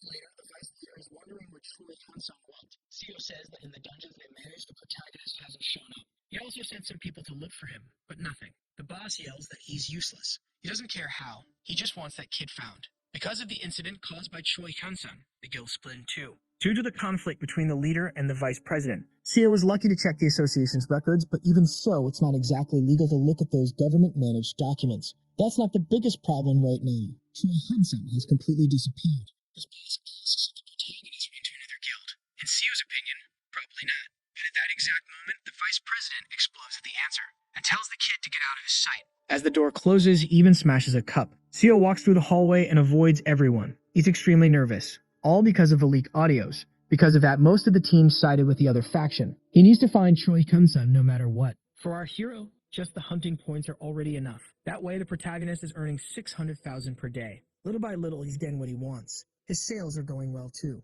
If he keeps it up, he'll reach his goals soon. Our hero only has one complaint. The sales window could be bigger, and he has to register items one by one. It would be better if he could register several at once. It's not like he can take out his electronic devices. Choi Hyun-sung asks if there's a way to rank up. A user who sells medicine can register way more items than he can. Apparently, he needs 10 billion points to reach the next level, and our hero is already halfway there. While he's talking, a monster approaches from behind. Attacking with his spear, the creature takes a boot to the face and gets thrown to the ground. Then the protagonist prepares the magic missile, blowing up the monster. But the situation is a bit more complicated. A group of monsters shows up. Not only that, they have acidic tongues. The group all jump on him at once. Our hero activates the fireball, blasting them all into the air. But that's not the end. They charge again without fear. Our hero is already getting annoyed, to the point of drawing his sword. This time, he goes on the offensive. The monster doesn't even see it coming when it's hit. Choi Hyun-sung is so fast, he cuts down 2 at once, and his blade absorbs the blood it collects. It doesn't matter to the protagonist.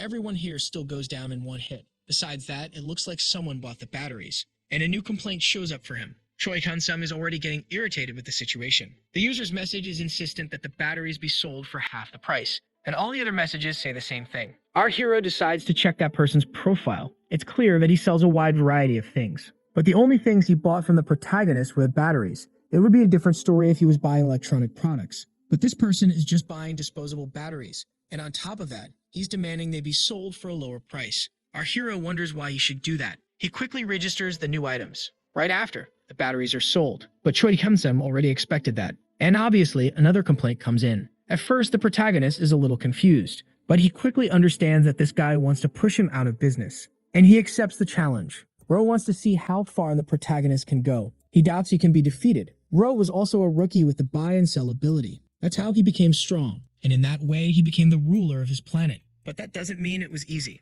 The points were never enough no matter how much he saved. It was simple to use, but gathering points was always difficult. Grow knows the usual pattern is to gather points through hunting, buying skills to grow stronger. But every now and then someone different appears. Someone who can sell unique items from their planet, even when those items are under monopoly. In Grow's eyes, everyone is just a delivery person. He buys all the person's items and then files a complaint, forcing the person to be suspended for 3 months. Then he just repeats the process.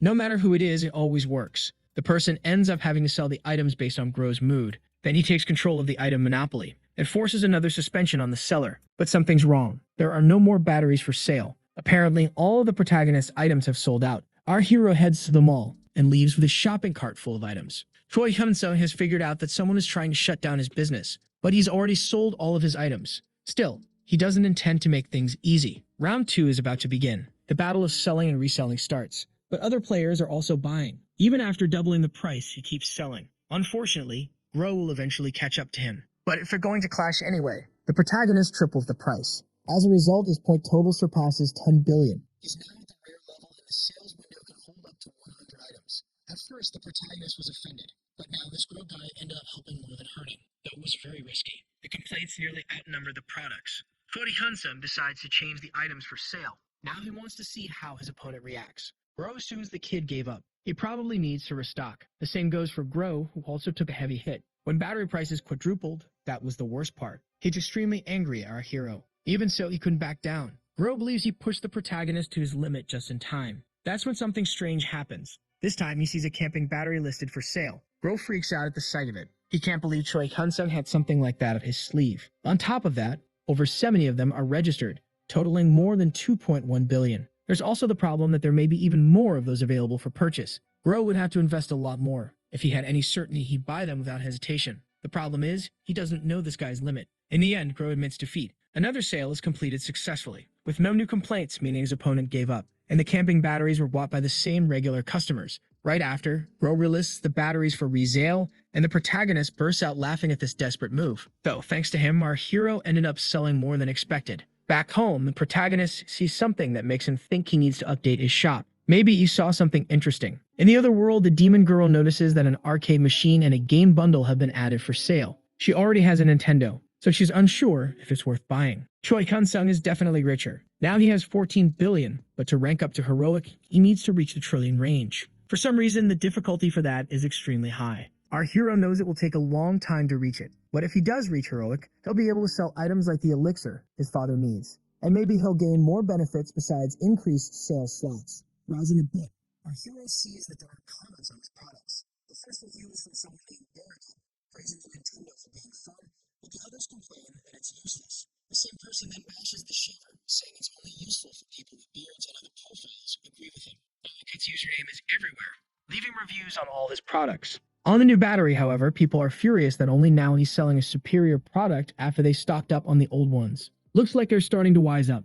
Choi Hyun-sung knows there are products that can have infinite energy using magic stones, but they cost a fortune, so they're not worth selling either. Aside from that, the arcade reviews are doing well. The protagonist decides to check the items in the purchase window. Our hero sees a dragon egg for sale, but it's very expensive. Barakat writes in the review that having a dragon as a pet is worth it, but it's hard to feed, and at 30 billion, it's tough to buy. Choi Hyun-sung lies on his bed, imagining how much the legendary elixir costs.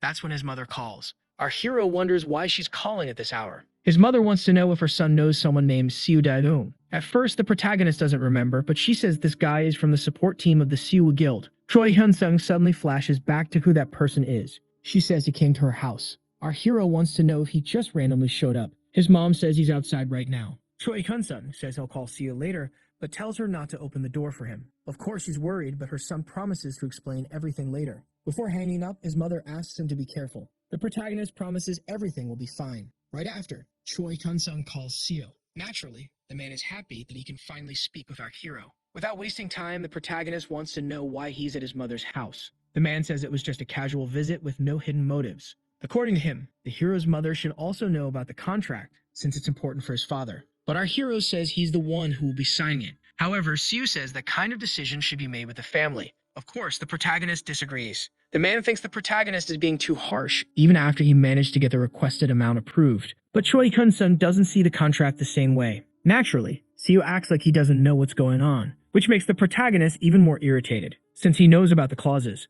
Seo gets a bit nervous. He says it's just a precaution in the contract, but if the protagonist is as good as they expect, nothing will happen. Then comes the question again. What if he doesn't show his status window? Seo even tries to say that it doesn't matter, but he gets nervous and it clearly shows in the call. Choi Kun-sung doesn't expect the Seo Guild to understand how his powers work when they see that he's level 1. The protagonist says he's hanging up and changing his number again. So if Seo calls again, no one will answer. And this guy better never go near the protagonist's mother again. This is the final warning. Once again, Seo is left with nothing, frustrated and anxious over his failure. After that, he calls the team leader. He wants to know if they managed to track Choi Kun-sung. Apparently yes, but the protagonist isn't in any guild-controlled area. Seo then orders them to call the Uian and tells them to take action. The sales leader doesn't want to ruin our hero's life. It's just a threat to make him come running back asking the guild for protection. Choi Kun-sung is out shopping again because his items have been selling a lot lately. He scrolls on his phone and as always fills his cart. But our hero stops in front of Gosi, then walks out with bags full of clothes.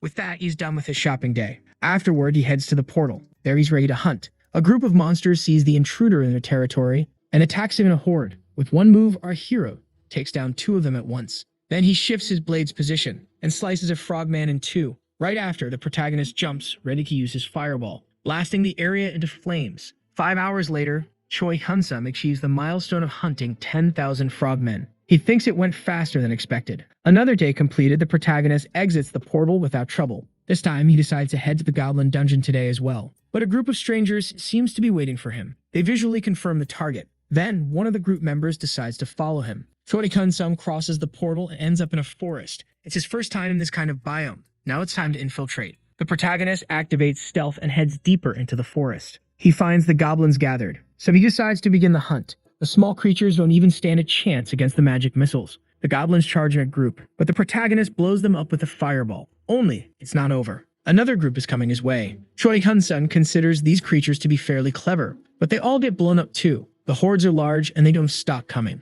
The protagonist still uses his lightning bolts to thin their numbers. When he least expects it, an attack comes without warning, but our hero manages to deflect it with his hand. The goblins are using blow darts, but his cloak is enough to block the attacks. With one motion, the creatures are sent crawling. Our hero climbs a tree. From up there, he sees the battlefield. The creatures keep coming, and he jumps down, smashing one into the ground. Finally, the creatures begin to show fear. The protagonist doesn't give them time and slices one in half. With the ground full of crystals, he's done for today. He opens the portal, ready to store his items. Our hero senses someone approaching. Choi Kun-sung even thinks it's more goblins, but it's a man asking who dares enter his hunting ground. And he's not alone. The protagonist didn't expect to see a player here, and by the looks of it, they're after Choi Kun-sung. Of course, our hero doesn't understand what's going on. Their leader says no one should be hunting in his territory. Choi Kun-sung says he paid to be here like everyone else. But the group's leader says this area belongs to him, so now the protagonist has to hand over his magic stones. And on top of that, he has to give up his gear for the trouble.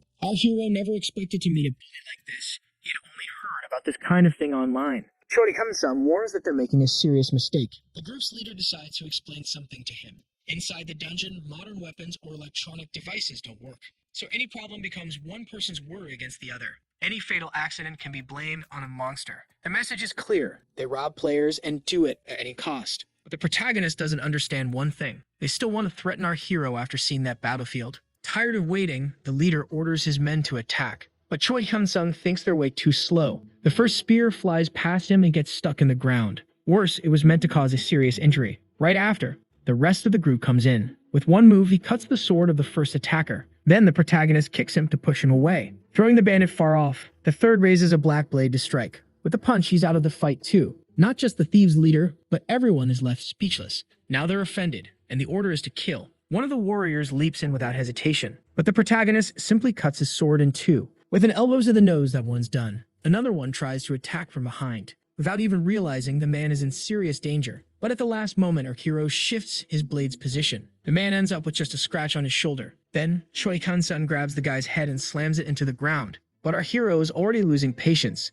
Now 3 come at once. The protagonist decides to put away his blade. Then he opens a portal to retrieve an item. A shield comes into his hand. In the middle of the forest, someone watches closely, and he sees the group getting absolutely destroyed. For him, the order would be easier if he could just take the target's life. But maybe cutting off a leg will be enough. The man steps out from the bushes. Choi Kun-sung notices his arrival and mistakes him for a security officer. From the looks of it, this one is more serious. Even our hero can tell. The group calls the man their guild master. Some of the thieves look confused as if they'd never seen this person before. The master asks our hero if he's the one responsible for this mess. But before he can explain that they were the ones who started it, Choi Kun-sung blocks a sword attack.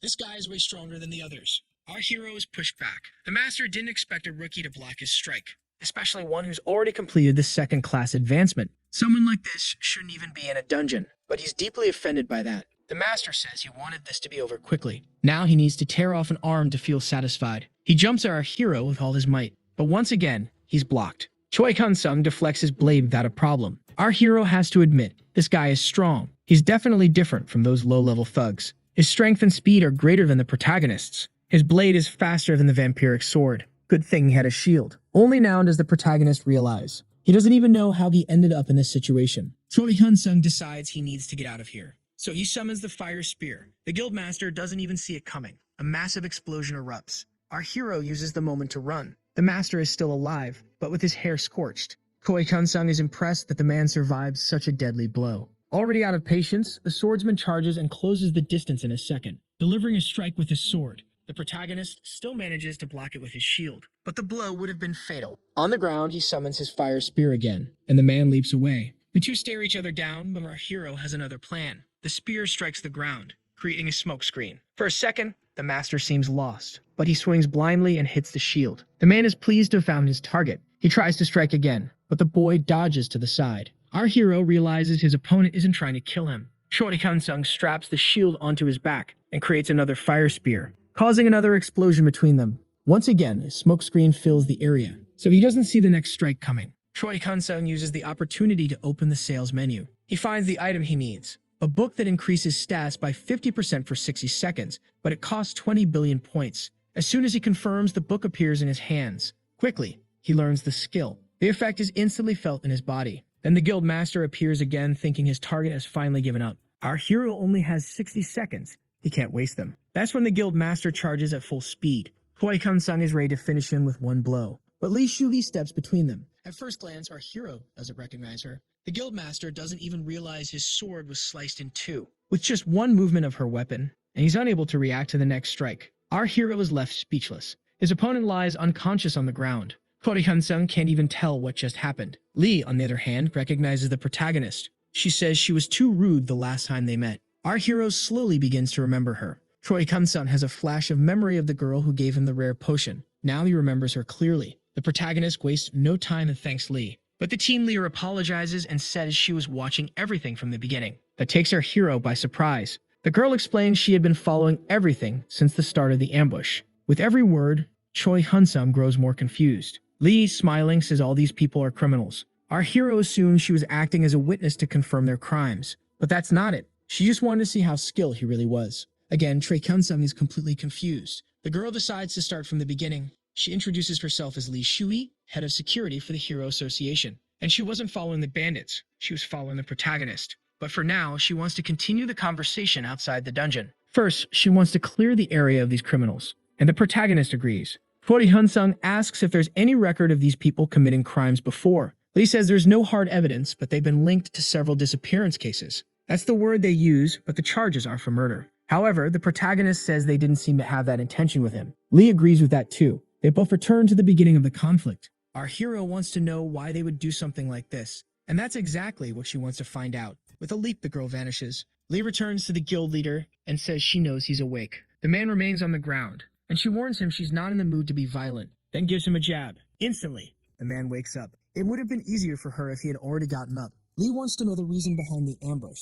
The man says he was just protecting his guild members who were getting beaten. He goes on to claim he was attacked by a member of the association without reason, and that he was injured while unconscious. He promises to call the police. But she asks if he was really unconscious. How does he know she's from the association? The guy is speechless and even starts to stutter. Lee points her spear at his face and calls him an idiot. So she decides to vaguely explain the situation. They're both inside a dungeon. There's no evidence of anything from in here. So you better stop thinking that Choi Kun-sung would go to the police to back up his story. Our hero even falls silent at that. Lee advises that if the guy doesn't want a goblin dungeon to become his grave, it's best he start talking. It would have been easier if he at least had one living witness. but the man is stubborn. He starts yelling that a member of the association can't threaten anyone. Clearly, this guy doesn't understand the situation he's in. Lee politely asks to be left alone for a moment. Obviously, he agrees. She asks him to go tie up the other bandits. Since it could be dangerous, it's better if they don't escape. Our hero quickly leaves, leaving the two of them alone. The guild master immediately starts begging for mercy, but all that can be heard is his desperate scream. Chori-kun-sung does as requested and locks all the bandits inside a circle. Our hero keeps wondering what their goal was. His unique ability was never revealed. Maybe this all happened because of Suwu and the three-headed beast. Now our hero doesn't know what to do. Maybe the guild really is to blame. Choi-kun-sung doesn't know what to say when Lee asks how he defeated the beast. Our hero decides he needs to become stronger, but the Suwu guild isn't going to give up. And based on his last experience, even someone from the association isn't that trustworthy. Our hero swore life would get easier once he became a player. Lee then arrives, worried that it took too long. She explains that those bandits were hired by Suwu. The order was to cripple the protagonist. The plan was to make him join the guild afterward. But even though they have evidence, the association still can't take action against Suwu. Chori-kun-sung looks a little uneasy, but he understands. Lee then asks for them to leave. The association takes all the prisoners away in a bus. Our hero just watches. Lee returns and asks for a moment so they can talk. Now they're both in the association building. Chori-kun-sung decides to get straight to the point. He wants to know why she was following him. Lee replies that it has to do with the three-headed beast incident. The protagonist asks how she knew he was in the goblin dungeon. She says she saw the dungeon entry log, but our hero thinks that sounds illegal. Lee explains that the association has permission for that. She spends the next half hour explaining the process to him. Since she's on a secret investigation, she just wanted to find out what his ability was. But then everything else happened, so she apologizes for not stepping in sooner. In the end, she wanted to see the protagonist's limits. She got her confirmation when she saw the fight with the guild leader, that Chori-kun-sung was the one who hunted the giant panther. Our hero wants to know if he'll be punished for hiding the fact that he was the one who killed the monster. She says no, the reason the association is looking for him is something else. What she wants is to reward him. Chori-kun-sung wasn't expecting that. On top of that, she has an offer. But the protagonist already knows she wants to recruit him. Still, he makes it clear he's not interested in joining any group. Lee expected that, but before anything else, she wants to explain the offer. First, they're willing to give him a 100 billion bonus, plus the various benefits that come with being part of the association, including tax waivers and free equipment. The protagonist assumes he'll have to show his status window, but Lee says it's not necessary, he only has to take a test. Choi-kun-sung, our hero, wants to know what kind of test. All he has to do is sit down with someone she chooses and answer every question truthfully. Our hero imagines it's going to be an interrogation. There are people with a skill called the contract of truth. If the person tells the truth, nothing happens. But if the person lies, red lights appear on their body. Choi-kun-sung wants to know why they're going this far. He thinks it would have been better to just hire a high-level player. But Lee says it depends on the individual. Someone who is truly powerful would be even harder to recruit, and someone who just has numbers isn't even worth it. The protagonist asks if it's because of the level 20 law. She doesn't deny it.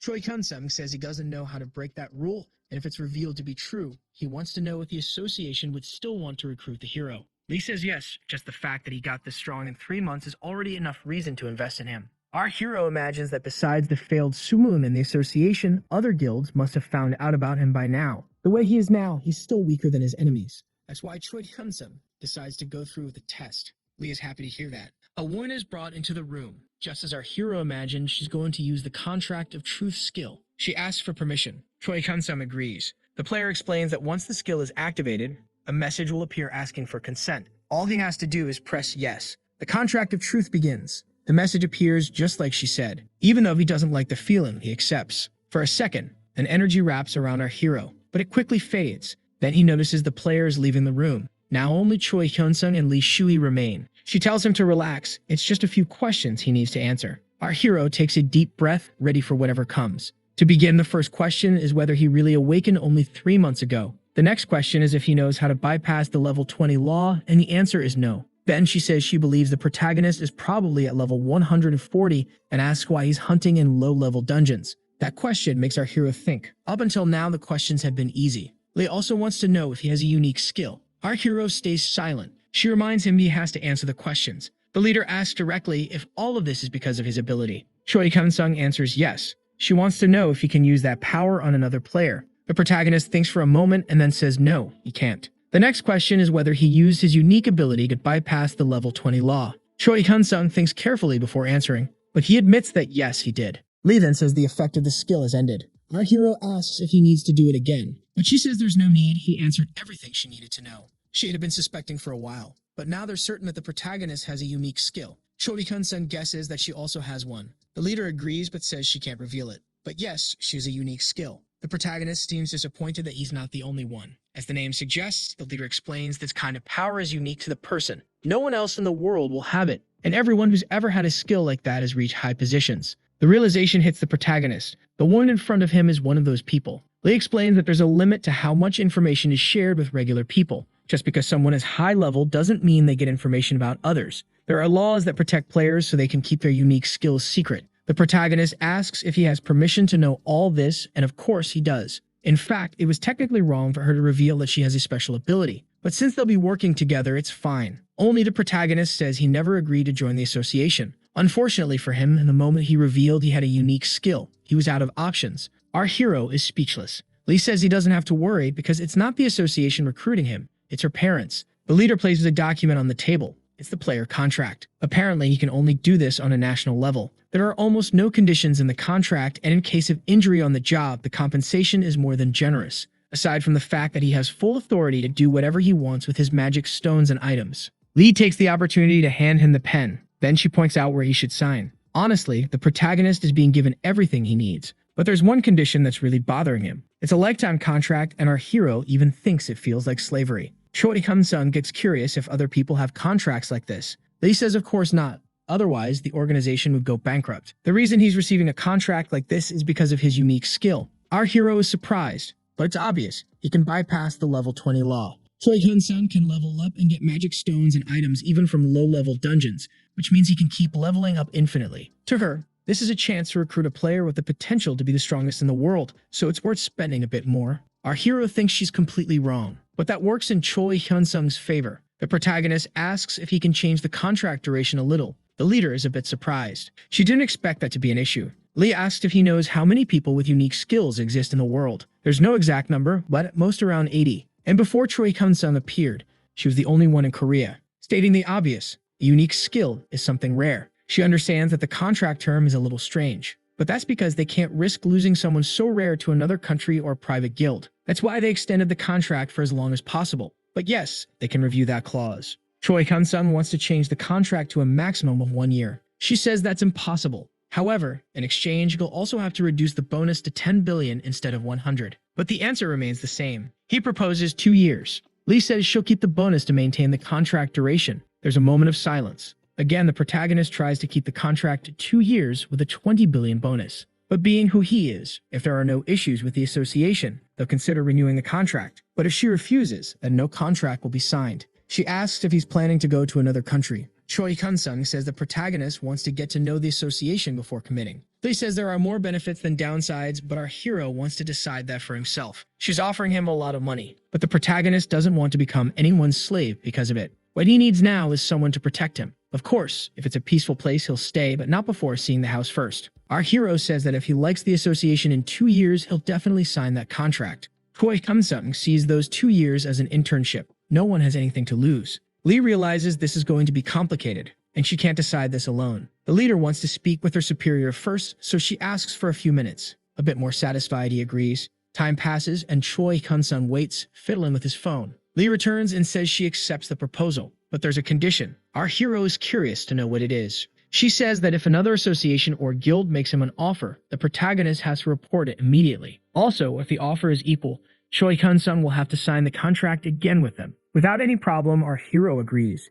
She presents the new document. Lee hopes both of them do well during this period. They shake hands, wishing each other the best, even if it's only for a short time. Now that he's signed the contract, Lee suggests getting some new equipment, since all of his is rented. Choi-hyun-sung says his sword and cloak are rare rank, so Lee says just replacing the rest will be enough. The next morning, they're at the equipment storage. The weapons on the wall catch the eye. They really have everything here. The protagonist is curious if everyone has access to these items. Lee says not everyone. It depends on the player's position. Item rank access is restricted. But of course that doesn't apply to our hero, and he's quite happy to hear that. First, he sees a sweet armor, light and durable, that gives +5 dexterity. Choi-hyun-sung doesn't think it's as good as he expected, so he better choose carefully. Lee says she'll explain how the association works while they wait for the gear to be adjusted to his body. Now the fun part begins. Lee is also going to say which department the protagonist will belong to. Our hero is curious. It'll be the surveillance team, but the leader explains that their job is to go into dungeons when there's an accident involving monsters or players. and they help resolve those problems. But since the support teams are understaffed, they'll be helping them out too. Our hero wonders if he'll be useful. Since being alone, it might be too much work for him. She explains he'll be sent to dungeons that match his level to make things easier. Lee also reminds him that she's his superior, so if anything comes up, he just needs to call her. Choi Hyun-sung then asks if he can mention some issues he had before joining. She gladly agrees to listen. To start, the data on the magic stones he collected and sold was handed over to the Siwa Guild. Those guys even had access to his location while he was hunting. Lee says she'll handle his incidents while dealing with the current case, with plans to give that guild the proper punishment. But our hero realizes she doesn't seem surprised by what he said. She says this has been happening for a while, and if it were up to her, Sue wouldn't exist anymore. Now changing the subject, Lee says they'll also provide housing. Choi Hyun-sung says that's not a problem, since he doesn't usually hunt in the same place for too long. But his leader says that actually is a bit of an issue. Maybe because of the emergency support work. She says they need to properly organize their personnel. Lee wants Choi Hyun-sung to at least notify her every time he goes to a dungeon. That way she can assign him work nearby. Then she hands him a company card to cover all his expenses. Choi Hyun-sung guesses that's not normal either. Lee says if other people find out about it, they'll protest, saying he's getting special treatment. Officially, he'll be treated as someone who is constantly being relocated. Our hero sincerely thanks her, but his leader says she has to do her best to make sure he renews his contract in 2 years. And her sweet tone hits him right in the heart. Later, back at the building, the jacket fits our hero perfectly. Lee gives him a card showing that he's now an official member of the organization. He has the authority to conduct surveillance and the skills to fulfill his duties. That should take care of a few complications from now on. Our hero asks if he can leave now. Lee says yes. She just mentions that during time off, he might be called in for emergency support, but that's pretty rare. Choi Hyun-sung's last question is when he gets his signing bonus. She says it's already in his account. Lee guesses he needed some quick cash. The protagonist says he wanted to buy some skill books. His leader says the association has a stock and she's willing to take him there now. Now our hero can't stop thinking about how important it is to get stronger, so he plans to invest his entire bonus in skills. Choi Hyun-sung says he doesn't have as much as he expected. Lee says that's because those books are really hard to find. The supply is very low compared to the demand, so they sell out fast. Not to mention that the auction market is much bigger than the associations. Choi Hyun-sung finds the tax system fascinating. Lee asks if he's sure about buying so many. What if they're not effective? But the protagonist says that for him, any of them could be useful one day. His immortality passive just leveled up to unique rare rank. Lee announces her work is done for now. This vehicle is insured and the protagonist can treat it as his own car. Choi Hyun-sung then says goodbye to his boss. In the president's office, the man can only think that 2 years is far too short. Lee asks if the man regrets not getting the lifetime contract. The president admits he does. He wanted the protagonist for as long as possible. But Lee reminds him that he wanted to save money. A bit offended, the president says he would never exploit someone just because of a lifetime clause, and he even improved the contract. But Lee says he did exploit her at the beginning. She points out he wouldn't have improved the conditions if she hadn't spoken up, and in her opinion, Choi Hyun-sung was right to set a time limit. The president says the circumstances were different back then. They learned about unique skills from her. But that's exactly why Lee said she should be treated better.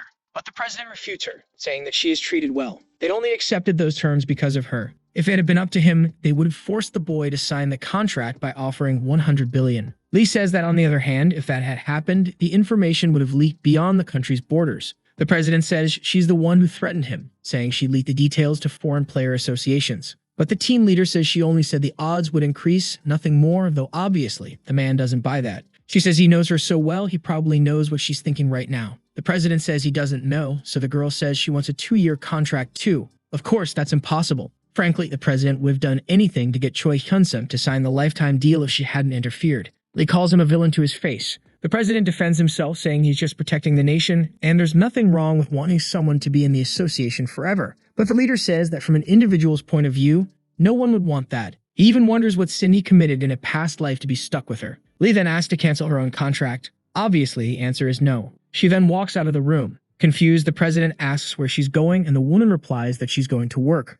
Choi Hyun-sung transfers $1 billion to his mother. That way, he hopes to cover his father's and the household's expenses for about 10 years. The protagonist didn't want to look like an idiot, so he only bought one skill book of each regeneration type. His goal is to evolve his immortality. Our hero heads to a place to check the online store. There, he sees a skill book that increases passive recovery. That one is also rare rank like the immortality one. Even if it doesn't get absorbed, there's no issue in buying it. Lee explained that passives are always tied to active skills, and while active ones can be bad and left unused. Our hero plans to buy only things that are rare rank or higher. Choi Hyun-sung says he used almost the ideal amount. Now it's time for him to spend some points. The protagonist managed to sell a lot today. His video games and laptops are quite popular. He also sold some perfume, makeup, and a few watches. But he already suspected one thing. The best-selling item is the battery. Our hero goes to a second-hand electronics store. When he enters, all the staff bow to him. Choi Kun-sung immediately asks about the camping batteries. The employees say they charged them all. Our hero is grateful, but he has a small question. He wants to know if next time they can sell the same amount of batteries fully charged again. The vendor assures him they can. On top of that, he earned a discount from point accumulation.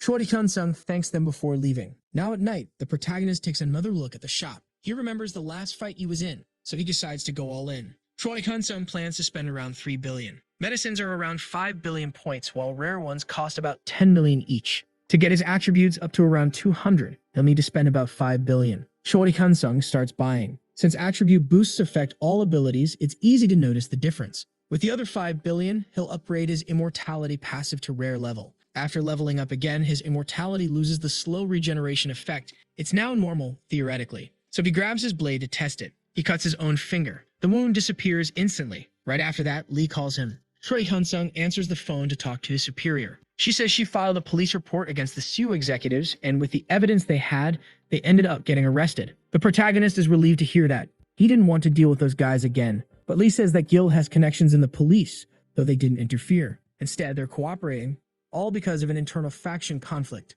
Apparently, the guild master is actually working with the police to help arrest the vice leader. Our hero wants to know what happened to the man who was threatening him to sign the contract. Lee says an arrest warrant was issued for that person too, and the guild leader who attacked him came clean, exposing everything he had been doing, including the people who helped him in the guild. The vice president is one of them. Lee asked him to turn on the TV. Choi Kun-sung asks for just a minute. On the news, they're talking about the guild case. It's being treated as a scandal, the revelation that Soo hired people to kill, and that the vice leader has already been removed from his position. In addition, they've been helping fugitives. Choi Kun-sung confirms he was watching the news. It's clear the vice leader won't get off easy this time. Everyone who supported him is now turning their backs. The protagonist thanks her for the support, but Lee says she actually wishes she had dealt with it sooner. Choi Kun-sung says he'll treat her to dinner as compensation, but she replies that empty words carry no weight. But he wasn't joking, so his leader tells him to set it up and let her know. After that, they say goodbye. The protagonist hangs up the phone. For a while, he zones out a little. Then the boy remembers he needs to go buy his skill books. Our hero wonders when something will finally change. This is his last book. After offering almost every recovery-type skill to strengthen the rank of his ability, he hopes something will shift. And this time, it works. Choi Kun-sung lets out a cheer of celebration. Finally, he's ranked up. Now to start with, he's at unique heroic level, and he can only die if both his head and heart are destroyed together. His weakness just got reduced, and this ability can still evolve again. But it's terrifying to imagine how much time and resources it'll take to reach legendary rank. But that's enough for today. Time is sleep. Tomorrow, our hero begins his first emergency support shift. Choi Kun-sung arrives at the location. He's even a little nervous. The team asks if he's the guy on duty today. The room is full of players. The protagonist confirms, yes, the shift is his. Some of the players eye him with a bit of suspicion. One of them asks again if he's the assigned one, and again, Choi Kun-sung confirms it. Then our hero says he's new, and the guy is happy about that. He's been asking for a rookie for a long time, and he finally got one. His name is Seo Tekel. Then our hero introduces himself, shaking his hand. Seo starts showing him around, and he seems pretty excited. But the girl accompanying him doesn't share the same energy. They head to the 7th outpost. There, Seo says he can stay there. Since Choi Kun-sung was assigned to dungeons below the 100th level, they'll be going with Sura. This girl is 25, and she's nearly the same level as the protagonist, who's approaching level 100. Our hero hopes the two of them get along well, but she, a little reluctantly, just agrees. Seo scolds the girl for being so rude. The girl says he's younger than her, so she's just being informal. Then Suryum asks the protagonist if he was upset. Choi Kun-sung already figured out she likes Seo a lot. It's Seo who apologizes, but Suryum doesn't even ask what's going on. Like a gentleman, the protagonist says he wasn't offended. But Choi Kun-sung mentions that he's not younger than her. He's 27, he says, surprising Seo. The guy says he looks way younger. Suryum feels a little awkward and apologizes. Choi Kun-sung says it's fine, but the girl leaves immediately. Then Seo, wrapping up the explanation, says that when a support call comes in, the protagonist will go with her. He says he wanted to pair Choi Kun-sung with someone else, but she's the only one who goes to dungeons below level 100. The protagonist says that's not a problem. Actually, what matters is that his attributes now match those of a level 200, so he'd be fine even alone. This is Choi Kun-sung's corner. That means he can do whatever he wants here, as long as he's always ready to leave for his shift. The next morning, our hero wakes up. For him, the poor guy overslept a whole 4 hours of sleep. Having a salary feels great to the protagonist, especially when he doesn't have to do anything. He even considers taking night shifts and sleeping right there. Suddenly, Choi Kun-sung notices something. Soo-young shows up saying they've been called. Luckily, the protagonist was already prepared. The girl explains she'd heard a report of a monster that exceeded the dungeon's level. Choi Kun-sung asks if it's okay for just the two of them to go, and she says they can handle it. It's just a level 70 werewolf appearing in a level 60 dungeon, and fortunately there haven't been any victims yet. But that's probably because the level difference is only 10. Soo-young says that normally she's called to even lower level places. Choi Kun-sung guesses that this time they were dispatched due to a lack of personnel. The girl confirms and explains that when a player passes level 50, they get a class advancement and start going deeper into the dungeon. And further in, there are no security officers. The problem is that players are used to being protected, so when something goes wrong, a lack of experience makes the chaos worse. Choi Kun-sung guesses from her enthusiasm that the girl actually enjoys this. Soo-young says they get a bonus for entering dungeons, and since they're on standby, some extra money doesn't hurt. Choi Kun-sung notes that he thinks this monster won't be easy. His partner tells him not to be scared. She then begins to focus and her body starts to change. The girl transforms right before his eyes. The protagonist says she turned into a cat, but she corrects him saying she's a snow leopard, which, by the way, is part of the cat family. But our hero decides to apologize before she gets even more annoyed. In her new form, she uses her sense of smell to track a creature. Soo-young says that if our hero isn't quick, she'll leave him behind. Right after, she takes off, quickly gaining distance. Choi Kun-sung thinks she's very fast. Quickly, the girl finds the werewolf. The protagonist says her nose is like a hunting dog's, but his partner says she's way better than any dog. As they approach, the wolf howls, ready to fight. Soo-young leaps and crushes the monster with one blow. Choi Kun-sung finds it a bit frightening. The protagonist compliments her flexible armor, and the girl says it was really expensive, so it better be good. Now they can head back. On the way back, Soo-young notices something. First, she hears a sound. Then she smells another werewolf. She says that before the last one was defeated, it must have called its pack, because a group of monsters heading their way. A considerable number of werewolves is approaching. Choi Kun-sung asks if this happens often, and his partner says usually no. But sometimes, yes, it happens. And if this keeps up, the dungeon's name and level will change. The protagonist stays silent. His partner says they'll report everything after they deal with these guys. She then goes ahead. He draws his vampiric blade. The wolves attack together. Soo-young takes one down with a single hit. Choi Kun-sung also doesn't have much trouble, but one of the wolves howls again, and their behavior changes with the arrival of a different wolf. This time, the creature is much bigger. The monster is twice the size of the others. Soo-young says she'll handle the werewolf king. Choi Kun-sung swears that this creature is around level 100, so he believes she'll be fine. At that moment, our hero senses an approach. Two monsters attack at once, and together, they're taken down. The creatures try to pin him down, but it's useless. Choi Kun-sung believes they'll finish quickly. The wolves keep rushing in, and he keeps striking them down with his magic lightning. The rest fall without even realizing what hit them. Once finished, our hero wonders if she's done yet, but the two are still fighting. The protagonist then decides to help. He charges forward, but the creature roars at him. A mysterious magical effect is triggered, and the werewolf vanishes before his eyes. The monster then attacks with everything it's got, landing a direct hit on his partner, delivering a deep slash to her, and then the beast grabs her by the neck with its fangs. Choi Kun-sung launches a fire missile, but he misses the target. The girl now appears to be unconscious. Choi Kun-sung rushes to strike it from behind, but suddenly Soo-young is thrown into his arms. Our hero is worried about his partner. He immediately starts using healing magic on her. Choi Kun-sung remembers the potion he got earlier. At that moment, the werewolf king attacks him from behind, but its claws are what get slashed instead. The protagonist admits the creature was clever. This beast could have defeated her the entire time, but it was just waiting for our hero to let his guard down. The other wolves were only sent to buy time. The beast laughs, proving it's true. The monster then attacks, but it misses. Choi Kun-sung counterattacks. Both begin exchanging extremely fast blows. The last hit pushes the wolf far back, but it leaps, disappearing from sight again. Choi Kun-sung already has an idea of where it went. The werewolf tries to attack the unconscious girl, but before it can, it takes a kick to the face. It's thrown far away. Choi Kun-sung arrived just in time. The king howls to summon his followers again, and the protagonist is surrounded. It's definitely a tough situation, but it also works in our hero's favor. Our hero doesn't need to hold back. He activates the magical missile, flame spell, and ice spell. The monsters charge at him. Meanwhile, Choi Kun-sung also summons a spear and a fireball. All that energy concentrates at one point. Choi Kun-sung waves goodbye to them. A blast of energy sends everyone flying. A rain of magical energy falls from the sky. The monsters are pierced through by it. The creatures are struck from every direction. The effect finally fades. And judging by the results, our hero decides he won't need to burn all his points at once. Choi Kun-sung refocuses his energy into his blade. He unleashes another rain of magic on his enemies. The werewolf king tries to flee for his life. Our hero admits the creature is good at dodging. Let's see if it can handle a unique skill. A wall of ice forms in front of the creature. The monster starts to realize the tough spot it's in. This time, to Choi Kun-sung, it seemed pretty slow. His magic festival returns, ready to rain down on the enemy. The werewolf king is cornered. Spells fly toward it.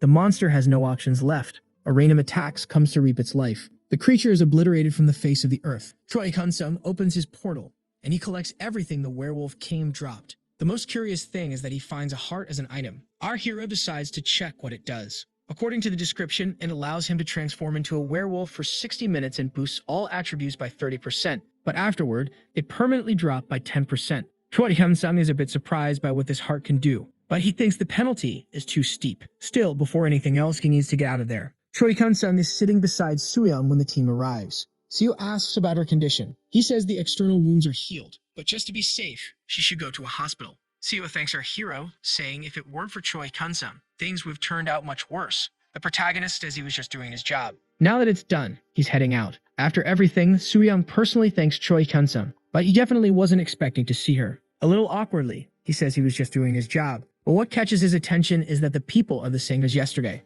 Seo says that after they handled the situation, everyone decided to return to base and rest. And apparently, our hero did the same. Choi Kun-sung says he prefers resting at the base because that way, sleep gets paid. Seo says that when he first saw our hero, he thought he was just some spoiled rich kid because of the rare equipment that cost a fortune. The protagonist says that before awakening, he was a construction laborer. He was going through a rough time. Our hero explains he had to work hard because of his father's health. His whole family went through a lot just to get by. Seo comes clean and says he received an unofficial order to look after the protagonist, and that's why he assumed Choi Kun-sung was some pampered rich guy. The protagonist finds it funny that he was mistaken for someone born into privilege. Out of nowhere, Choi Kun-sung says it's probably Lee who's looking out for him, catching his colleague off guard. He explains that she was the one who recruited him into the association. That confirms to Seo that there are high expectations for the protagonist, since it was the captain herself who recruited him. As night falls, our hero decides to restock before going to bed. Soo-young takes the opportunity to call out to him. This time she apologizes,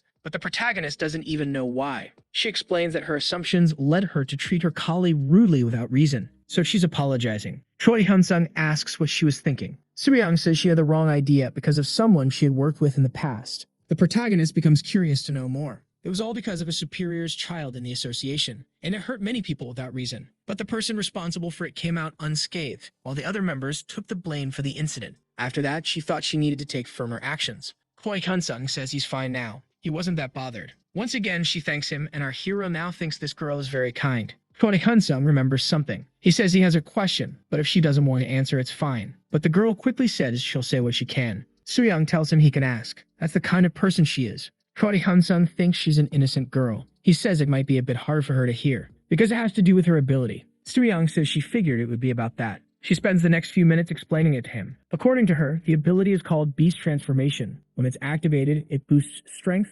dexterity, and vitality. That makes her both a tank and a warrior. But the weakness is low resistance to magic. Still, she didn't need to tell these things to Choi Hyun-sung. A week later, things are going smoothly. He hasn't had any more incidents. The first day was pretty hectic, but things settled down afterward. In fact, things are kind of boring now. His popularity dropped a bit in sales, but batteries and electronics are still doing well. Maybe he'll be able to buy another heroic rank skill soon. Choi Kun-sung decides to go hunting for a bit and earns some points. The portal employee asks to see the protagonist's registration. He asks for just a moment, then hands over his card. The man gets startled when he sees it's from the emergency surveillance team. Then he wishes our hero a good hunt. In the dungeon, the protagonist stands in front of a group of small monsters. He then summons a firestorm. A huge blaze bursts from his hand, wiping out the creatures. That was a good addition to his arsenal. As expected from a rare rank area skill, it gets even better when paired with a shield at the same level. Maybe it won't be as reliable in higher level areas, but in these dungeons it's pretty broken. Suddenly, his shield and arm are slashed. A stranger compliments the protagonist's awareness. Choi Kun-sung asks who he is. The man seems a little surprised not to be recognized. But since he thinks it'll make things more interesting, he decides to reveal his identity. He is Jung Sung-woo, formerly known as the vice leader of Suum. The assassin says that, in a way, he's getting revenge, because there's only one person Jung can take his anger out on, and that person is Choi Hyun-sung. Our hero yells, asking if Jung really thinks he'll get away with this. But the former vice leader explains that shouting won't help. He activated an item that blocks sight and sound in the area. On top of that, he's purposely wearing bad armor to avoid suspicion. This way, Anyone would think he's just a newbie who hasn't even reached level 50. Jung forged an identity, but he doesn't care. His plan is to leave the country by the end of the day. And he's going to use a fake passport for that. Jung says he even considered attacking the protagonist's family. He knows what it feels like to lose everything, but they were being guarded. Choi Kun-sun gets very angry hearing that. Jung says he could have taken out the guards too, but then escaping from Korea would have been harder. So he came straight for Choi Kun-sun. In a dungeon, if the body disappears, it'll take a while for anyone to notice. In the meantime, Jung notices something. He realizes the protagonist's recovery speed is really fast.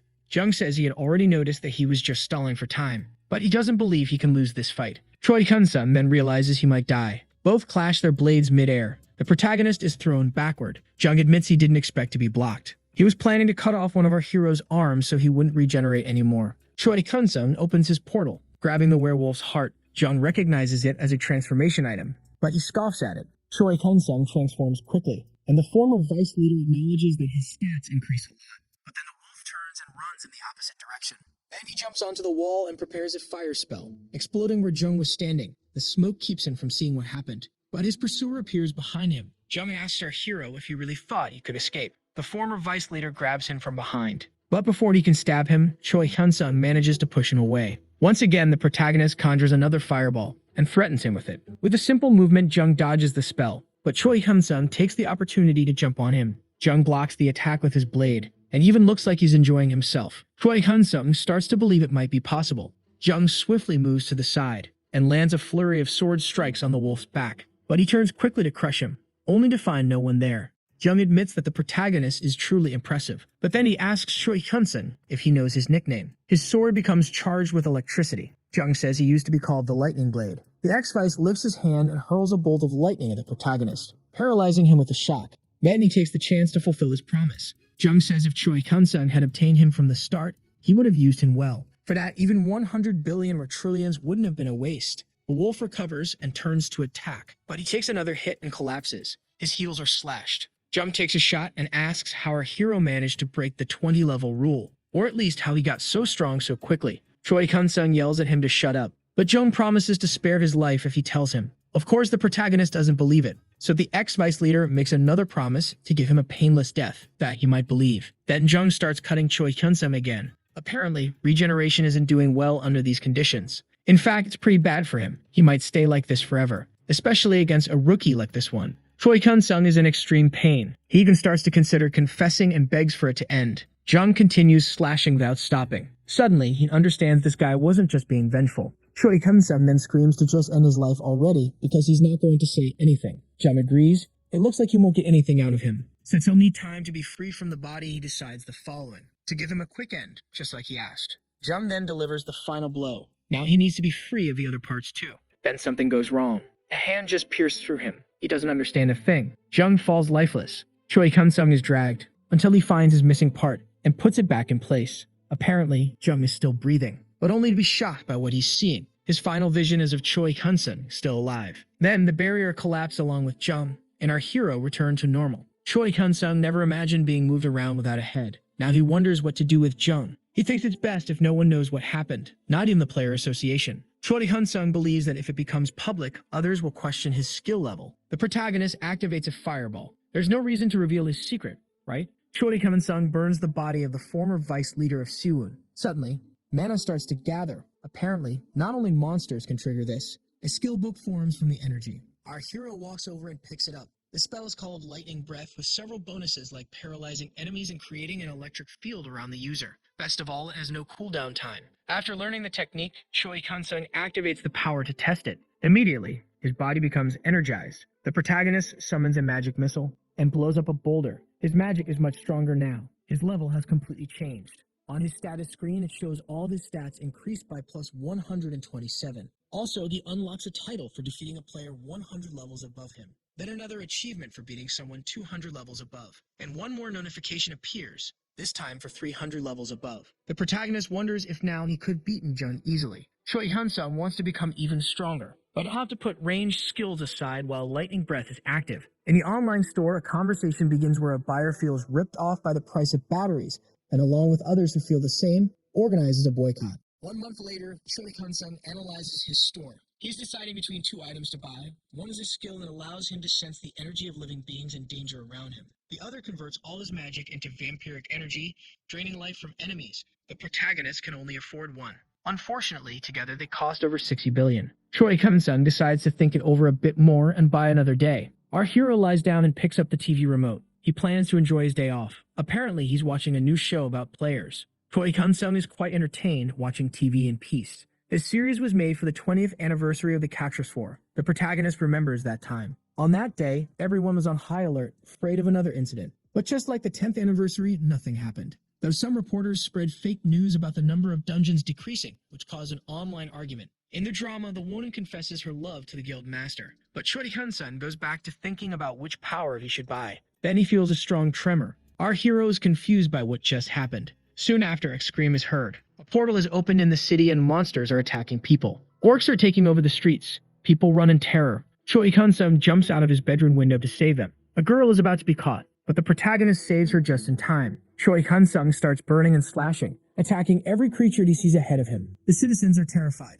From the portal, more orcs appear. Without wasting time, Choi Kun-sung casts a flaming tornado, destroying that group of monsters. But it's not over yet. The monsters are way too close to the civilians. More and more monsters keep showing up, and the people don't stop getting attacked. Suddenly, a player appears. A group arrives to help those in danger. This player says he'll leave this portal to Choi Kun-sung. Our hero thanks him. An emergency siren announces that martial law has been declared. Amidst the chaos, a child cries alone. The military also arrives to help. At that moment, the head of the association declares a law. He will mobilize all the players in the country. The images of destruction are catastrophic. In the middle of it all, Choi Kun-sung gets a call from Lee Shui. She wants to know where he is. The protagonist says he's dealing with an orc portal that opened on the street. His leader then asks for a report, and he says the monsters so far are weak and other players are helping handle the situation. She then names him acting commander. Once the situation stabilizes, the order is to bring the players directly to Namyang Station. There's another portal open there and few people are handling it. Additionally, Lee says that our hero's family is safe. Apparently, they went to a bomb shelter along with other families. Choi Kun-sung thanks her for caring. Now she wants him to give it everything he's got in the fight, and that's exactly what he'll do. Shortly after, Choi Kun-sung says he doesn't have time to overthink it. The skill they'll choose is Vampire Mastery, which costs nearly 30 billion. So he'll end this problem quickly and head to the station. The protagonist summons a wall of fire. In seconds, the orcs are incinerated. Choi Kun-sung pulls out a microphone from his portal. Our hero announces that he's from the association too. He's trying to talk to the other players, but the chaos is overwhelming. Apparently, it's going to be very difficult. Once they regroup, Choi Kun-sung says he'll leave some players here to guard the portal, and the rest will go with him to the station. Quickly, the train station situation is resolved, and the protagonist just repeats the same order. One player has a question. He wants to know how many portals have appeared. The number is uncertain, but there are reports of them opening all across the country. The fear this information causes is clear on their faces, and that worries our hero. Near Namyang Station, new creatures appear, attacking civilians. People are once again being attacked by monsters. One of the creatures standing guard didn't even see the hit coming. It's thrown far away. Before the monster can wake up, it's finished off with an axe strike. But this player knows he's in a tough spot. More and more monsters come out of the portal. Two other players are worried about the reinforcements arriving. That's when a giant blaze comes their way, wiping out all the monsters. The wall of flames is enormous. The hero asks the girls if they're okay, since reinforcements have arrived. Because of that, the other players celebrate that they are no longer alone. One of his men considers that region complicated. Since there aren't many dungeons, there are only a few players in the city. Choi Kun-sung tells him to forget that and focus on helping people. Suddenly, a terrifying roar. A new creature emerges from the portal, and this time, the protagonist becomes worried. Judging by its size, the monster is much stronger than the others. Choi Kun-sung needs to finish this fight quickly. The protagonist hurls a fire spear at it. Then he jumps onto the monster, and both miss their strike. But our hero doesn't find the creature that strong after all. Then with a single blow, he finishes the fight. But more roars come from the portal. That monster wasn't a boss, it was just an evolved creature, and now several of them are emerging. Choi Kun-sung summons a flaming tornado. But this time it doesn't work. The creature's fire resistance is too high. The protagonist calls for his shield. Then he charges forward. He immediately starts beating them down, slashing the creatures the old-fashioned way. For a moment, Choi Kun-sung is distracted by a spear that wasn't really there, and one of the monsters grabs his arm, then his legs, leaving him trapped. The spear comes straight toward his face, causing an explosion. Choi Kun-sung is alive, but under the effect of ice. The creature in front of him is massive, far stronger than the rest. The protagonist assumes this must be the Lizardman King, so he drops his shield, keeping only his sword. The monster conjures several ice spears. The spells fly toward our hero. who runs to avoid getting hit. At the same time, other monsters attack him. One charging ahead is sliced down, but right behind its body there was a waiting spear. Choi Hyun-sung conjures a fire shield to protect himself. Then he jumps onto the boss, which casts a spell. A close-range breath attack. The magic is powerful and devastating. Choi Hyun-sung knows he can't afford to save mana now. He activates Lightning Breath. Immediately after, he vanishes like a bolt. But the boss manages to defend against his strike. Other lizardmen come to assist their king. Choi Hyun-sung has to hold them off no matter what. Not many players can fight a monster of this level. He fears what could happen to the others. The creatures surround him to attack all at once. On the other hand, it's good to know he's the main focus of the battle.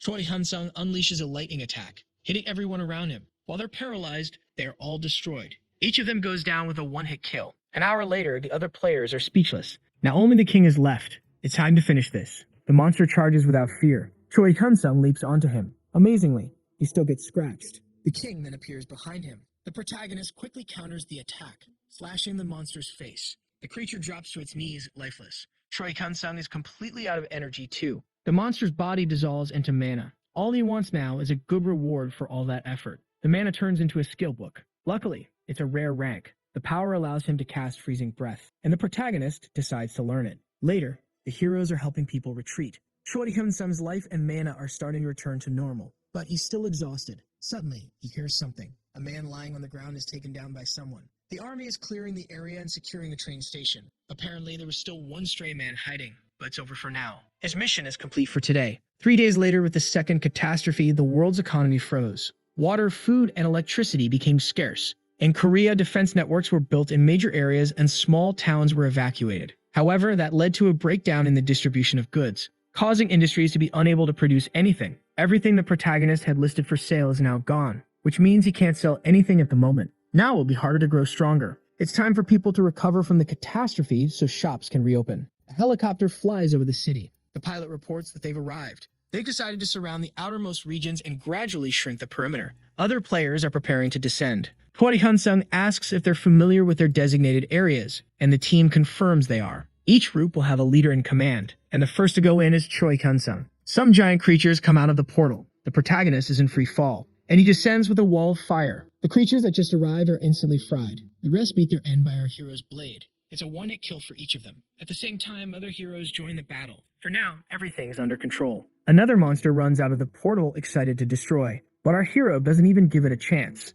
However, other monsters are crossing through his fire barrier. Something strange is happening, but the trolls are heading in another direction. Apparently, they're fleeing, but Choi Hyun-sung can't let that happen. He activates Lightning Breath. Then comes the Flaming Spear. Things just got even easier for the protagonist. Choi Hyun-sung moves like a bolt of lightning. He then blasts the troll's face. Our hero grabs another fire spear, then hurls it at another fleeing monster. That was the 15th troll. Apparently, the last one too. Suddenly, something appears. A monster that showed up out of nowhere in this area. This creature shouldn't be here, because it's at least level 400. The creature roars in rage. This is one of the highest ranked monsters known, the heroic ranked Blue Dragon. Lee comments that it would be great if the battle was over already. There are at least 100 million players, but only around 5,000 are high level, and they're running out of resources. Meanwhile, the military is managing the areas where mid-level monsters are appearing. But the trend is that more and more high-level creatures will show up, and the number of players able to deal with them is scarce. An emergency report arrives.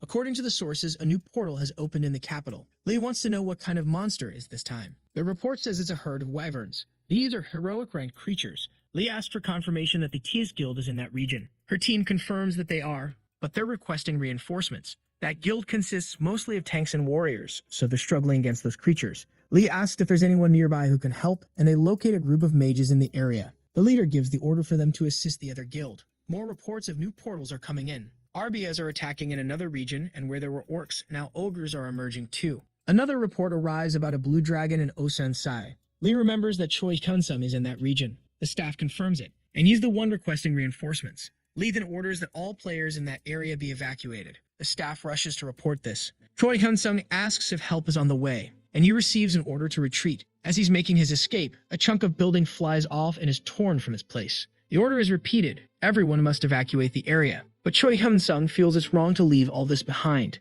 Then the building collapses on top of him. The massive dragon just watches, curious. Our hero managed to dodge in time, but he's already hit again by the creature. The giant hand crashes into the ground. Luckily, the protagonist hides inside a house. Choi Kun-sung finds it odd that he's the only one being chased. When the protagonist looks, he's shocked. The dragon is face to face with him. Then the creature comes in to bring everything down. Half the building is thrown into the air, tossed like a toy. The massive creature seems to be just playing. Choi Kun-sung tries to counterattack with a flaming tornado. Not giving up, he tries again, throwing an explosion at the monster's face. Choi Kun-sung uses the chance to retreat, but the monster doesn't waste time and comes charging at him. Quickly, he prepares a spell, creating an ice barrier. The protagonist slides beneath the barrier and dodges the giant's strike, but he's already wondering how long this coat will hold out. Choi Kun-sung has no choice but to fight, so he activates Lightning Breath. Our hero is going to try something. Right before its eyes, Choi Kun-sung vanishes and reappears, striking at the dragon's scales, but has no effect. The monster then lands a blow on him, leaving him disoriented. Immediately after, another strike comes. Choi Kun-sung tries to block it with his sword, but he's thrown backward. This monster's scales are extremely tough, but it must have a weak spot. The protagonist charges forward as fast as he can, this time the target in mind. He tries to slash the monster's stomach. Again, it doesn't work. Right after, he's nearly crushed. The dragon doesn't even have a scratch. The creature roars in fury. Once again, the dragon tries to hit him, but our hero is faster. Something strange happens to the protagonist. His electricity is being drained by the dragon. All of his energy is being siphoned away. It's as if Choi Kun-sung is taking damage, to the point that he falls from the sky. The protagonist is on the ground, injured. When he looks up, the dragon is about to devour him. Suddenly, everything goes dark. Our hero is inside the monster's stomach. He is semi-conscious, thinking that it can't end like this. His family depends on him. Choi Kun-sung is clinging to his broken sword. This time, our hero has hit rock bottom. He stabs the sword into the creature's flesh. Our hero realizes something is happening. His blade is being fueled, and he's slowly recovering. The immortality book has evolved to heroic rank. The protagonist knows he's never been in worse shape, but he can't stay like this. He starts eating the dragon's raw flesh. On the outside, Lee receives the news that Choi Kun-sung has died. It's the intelligence members who confirm it. She is in shock, since she was the one who gave the order for everyone to retreat. The problem is, Choi Kun-sung was the one tasked with sealing the portal. So when the dragon appeared, he was the closest. The girl says he even tried to fall back, but he couldn't. Lee can barely hide her sorrow. She then asks that his family has already been informed. Unfortunately, no official note was sent, but there is the online cover go list. So they assume yes, the family knows. Inside the stomach, the protagonist falls from the flesh wall. He loses consciousness for a moment, but when he wakes up, he's glad to have at least regained his health. Now he's going to make use of all the blood around him. First, he makes some cuts. Then he begins to absorb energy, but the protagonist feels a tremor. The monster's stomach is moving. To keep from falling, he uses his blade to anchor himself in the flesh. Our hero is hanging by just one arm. He wonders what's happening on the outside. The great dragon is howling in pain. Not even the players understand what's going on. To them, the creature suddenly started thrashing. The monster is screaming in agony. It even smacks its tail into nearby buildings. Suddenly, a player sees a building falling on top of her. Her partner tries to help at the last second. All that's visible is the impact. Choi Kun-sung has found what he needed. He found the main artery. The protagonist leaps and activates the flaming blade. With that, he manages to cut the artery. From inside the creature, its scream can be heard. The protagonist clings to the edge of the artery. Now he starts recovering even faster. Choi Kun-sung takes advantage and unleashes multiple attacks. This time, he moves on his own 2 feet until he reaches the heart. Our hero simply stabs the organ. To be sure, he makes more cuts until it explodes into pieces. His blade begins to absorb all the creature's mana. That's when he receives several updates. The immortality rank increases along with Lightning Breath, which evolves into Lightning Dragon Breath. This time, even the names of the skills change. On top of that, he gains a title for hunting a monster 200 levels above his own. His vampiric blade is also restored and changes to Draconic Blood Blade. Then something else appears. A skill book forms in front of him. This one grants a major boost to the user's physical resistance. Choi Kun-sung has just gained another incredible power. The girl has no idea what just happened. Suddenly, the blue dragon collapsed. First, it started thrashing. Then it began writhing, until finally, it felt lifeless. One of the players wonders if it was struck by some disease, but his friend doesn't believe that could happen to dragons. Suddenly, something appears where the monster once was. A helicopter is headed to the new location. Inside, the players are already hoping for a break after this hunt, but in the back there's someone who doesn't want to talk. She can't process what happened. Lee can't believe the association is trying to claim the contract breach fee. One of the men tells her to calm down. Besides the young man being dead, they're currently in a crisis. That's why they want to reduce their losses. But she can't believe they're even human. Lee begins to lose control. Her energy starts pushing everyone in that room. She's wondering if they would have done the same thing if it were her. The man begs her to stop. He gives in and says he'll drop the idea. That's why she's lost in her thoughts. An emergency message arrives. She tells the guy to speak. According to the report, the blue dragon is dead. One of the players asks if it was a group that did it. But as far as everyone knows, there's no one available who could have pulled that off. There are reports that the player who was swallowed is alive. He attacked the dragon from the inside. Lee wants that person's name. The man replies, "It's Choi Kun-sung." In that moment, she lights up with joy. Choi Kun-sung drinks an entire bottle of water. He's relieved to be fully healed. A player offers him some clothes. At that moment, Choi Kun-sung remembers something. He asks to borrow a phone. The protagonist wants to call his family. The one who offers help is the girl. Choi Kun-sung then makes the call. Someone answers with a cautious tone. The protagonist tells his mother it's her son. She stays silent for a while. Then she asks if it's true. It's really him. Choi Kun-sung says he saw his name on the list of deceased players, but that was a mistake. He was fine the whole time. He asked about his sister and father, but she starts crying during the call. Our hero tries to tell her there's no need for that. He really is okay. Choi Kun-sung says he's eating well, staying warm. His mother then says she's so happy to hear that he's alive. She also tells him someone from the association visited her and gave compensation for what happened. The woman couldn't say anything, only that she was sorry and felt it was her fault. In the end, she's just happy it wasn't true. His mother is incredibly happy that he's alive. Choi Kun-sung doesn't know what to say. When the call ends, he tries to hide his tears. The girl then offers him a tissue. Choi Kun-sung gladly accepts it. After everything, our hero sits on the sidewalk. Now he wants to see how much his blade has changed. This time it has several new effects like a huge mana boost, but there's something special. It now has a linked item. Of course it can evolve too, as long as it drinks blood from a draconic creature. Most likely, the protagonist won't need new weapons anytime soon. Now he checks the electric dragon breath, which gives him even more lightning powers. At least Choi Kun-sung managed to evolve the skill. This time he sees that all of his attributes increase by 30 points, and he also gets a magic bonus. Now his concern is finding out when they'll bring him real clothes. Choi Kun-sung just wants to go home. Suddenly, something is falling from the sky, and it's coming down like a missile. The protagonist recognizes it's his leader. She lands and immediately hugs him, very relieved to see he's alive. Our hero is happy to see her too, but Lee notices he's not wearing clothes. Even Choi Kun-sung gets embarrassed. He explains that his clothes melted because of the acid. Our hero finally receives a change of clothes. Lee is still a bit flustered. A player approaches her and says he witnessed a touching reunion, but then he adds he's surprised. She asks, surprised about what? The player says he didn't expect she'd be into younger guys. He didn't imagine that kid was a secret boyfriend. Lee tells him to stop with the jokes. He says he'll follow that order. The leader explains that she canceled the mission, so she wants to know why they're there. A mage says that after witnessing that scene, she got very curious and wanted a closer look. Then the girl gives the protagonist a good look and says he's her type and wants to know if he's dating anyone. But Lee removes her hand. She tells them to stop with the jokes. Choi Kun-sung just went through a difficult time, but the girl says she's not joking. She also says she doesn't understand why the leader is angry. Lee insists that Choi Kun-sung needs to rest right now. The leader admits that everyone there is curious about how the protagonist defeated the dragon alone. But in her opinion, asking that is really rude. Then Lee tells the boy to go to the hospital.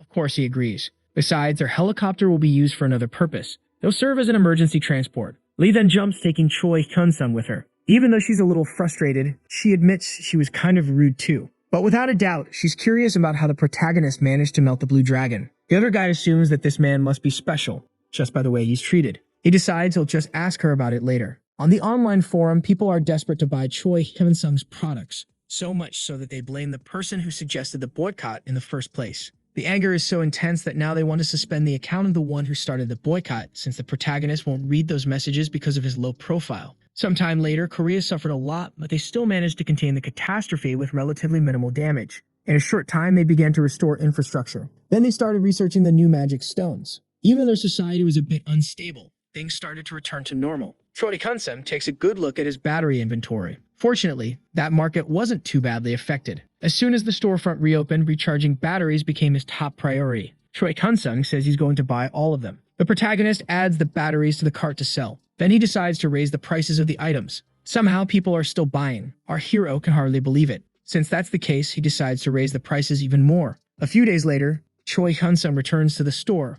but they're still out of stock. The clerk says more will arrive soon. Since the factories are back in operation, there probably won't be this kind of problem anymore. Unfortunately, there's nothing that can be done for now. Choi Kun-sung says he'll head out then. The vendor offers to call him when the batteries arrive, but the protagonist says he'll just come back later. On the way back, he thinks it would be perfect if he could buy directly from the factory. Choi Kun-sung even tried contacting them before the catastrophe, but they refused to make individual sales. Later, the protagonist called again and said he would make bulk purchases, but the company still refused. Our hero wonders if he'll need to buy a company and a warehouse. Maybe it's better to open an electronics store. A few days later, Choi Kun-sung goes shopping. Even though it's a weekday, the place is still crowded. His sister calls out to him. Choi Kun-sung praises his manager's leadership. She says she has to give her best effort for his store. His manager informs him that the batteries were sent to a warehouse. The protagonist says he'll go check it out, then afterwards she asks if she should place more orders. But that will change from time to time. His sister invites him to dinner with her mother. This time, they'll be able to eat something fancy. Apparently, sales are slowing down. Their sales rate has practically stopped,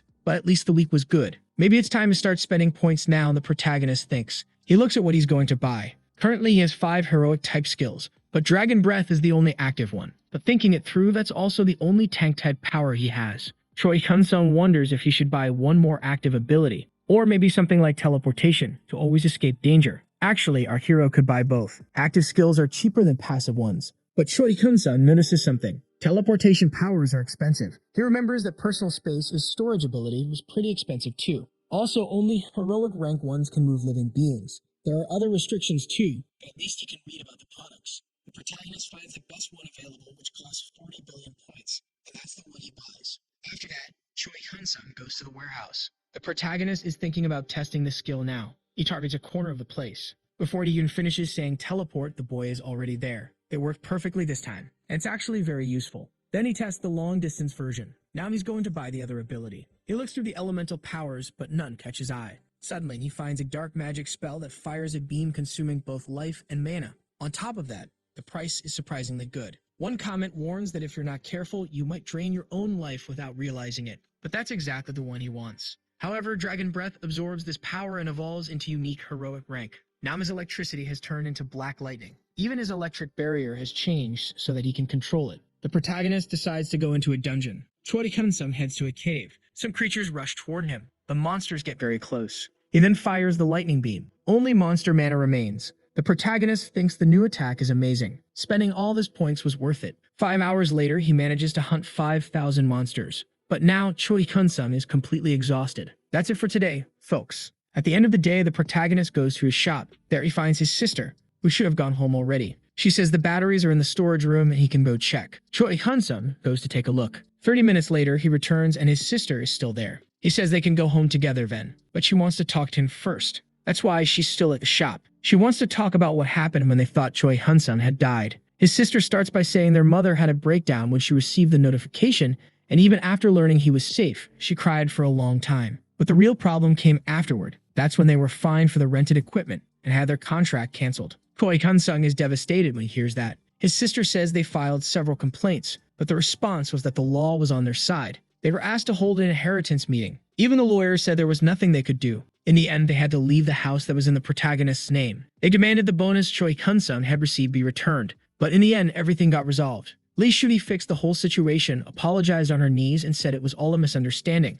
But his sister doesn't believe it was just a misunderstanding. Choi Kun-sung promises to investigate the story. She says it wasn't meant to be a secret, but she wanted him to know what had happened. The protagonist thanks her for her honesty. The next day, Choi Kun-sung says he has a meeting with Captain Lee Shudi. The secretary says she's out at the moment. The protagonist says he spoke to her earlier by phone and she allowed him to wait in her office. Since that's the case, the girl guides our hero to the room. In the office, she can offer him coffee, but he declines, and after that, the secretary leaves. Finally, he is alone. Choi Kun-sung activates his psychometry ability. He searches for his own name. The protagonist sees the moment she received confirmation of his death. It's clear that she was very upset. He even feels a bit moved. Then the protagonist sees her arguing with her boss about what he's doing to the hero's family. The man's response is that he's just following the law. Lee tells the man to drop the charges, but he refuses. To her, someone who died protecting the country should be treated with more respect. The man on the phone says he's just acting according to protocol. Lee says that if he doesn't cancel the charges, she will immediately leave the organization. He says that would be a breach of contract, but the captain says her contract is so unusual it might not even be legally valid.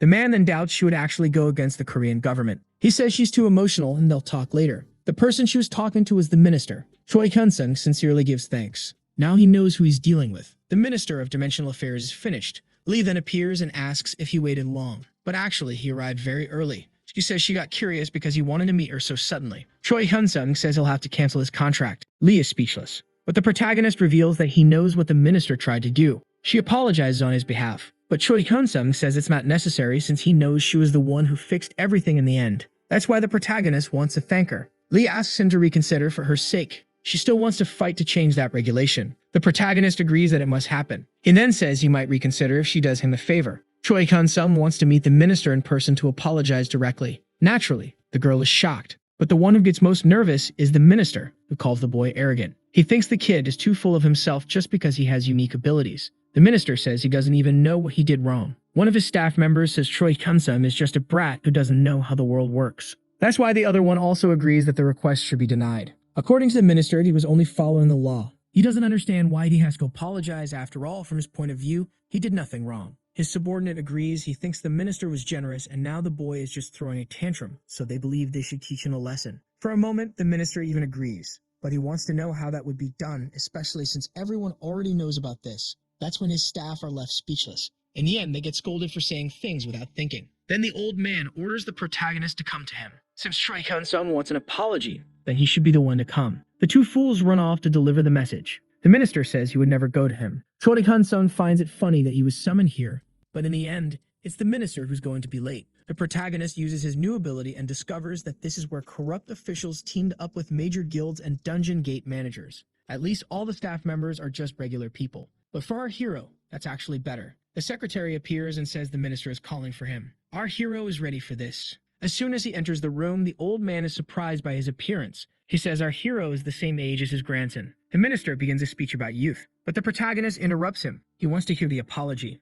Meanwhile, he uses his psychometry. The old man says he was only acting according to the rules and there was nothing he could do. Choi Kun-sung discovers that the minister was conspiring with many others against him. Then the minister says he just wanted to do things by the book. But the protagonist asks if he hasn't done things far too awful to be considered legal. First, there's the issue of a fine for rented equipment used during a company mission. Then there's the cancellation fee for the contract. Choi Kun-sung had been officially declared killed in action during a mission. The protagonist demands to know how that makes any sense. He wants to know what's going through the minister's mind when he did all that. Unfortunately, the minister is outraged to be scolded by a kid. But he started it, says Choi Kun-sung, and calls him an idiot. Immediately, the minister is furious, shouting out his official title. He says our hero is just a brat who doesn't know anything. The minister keeps yelling at him, insulting him as poor and inferior. He can't accept being treated this way by a boy. Growing impatient, Choi Kun-sung starts to think he should just get rid of him. Right then, the minister freezes. The man ends up wetting his pants in fear. Choi Kun-sung tells him to have some common sense and think before he speaks.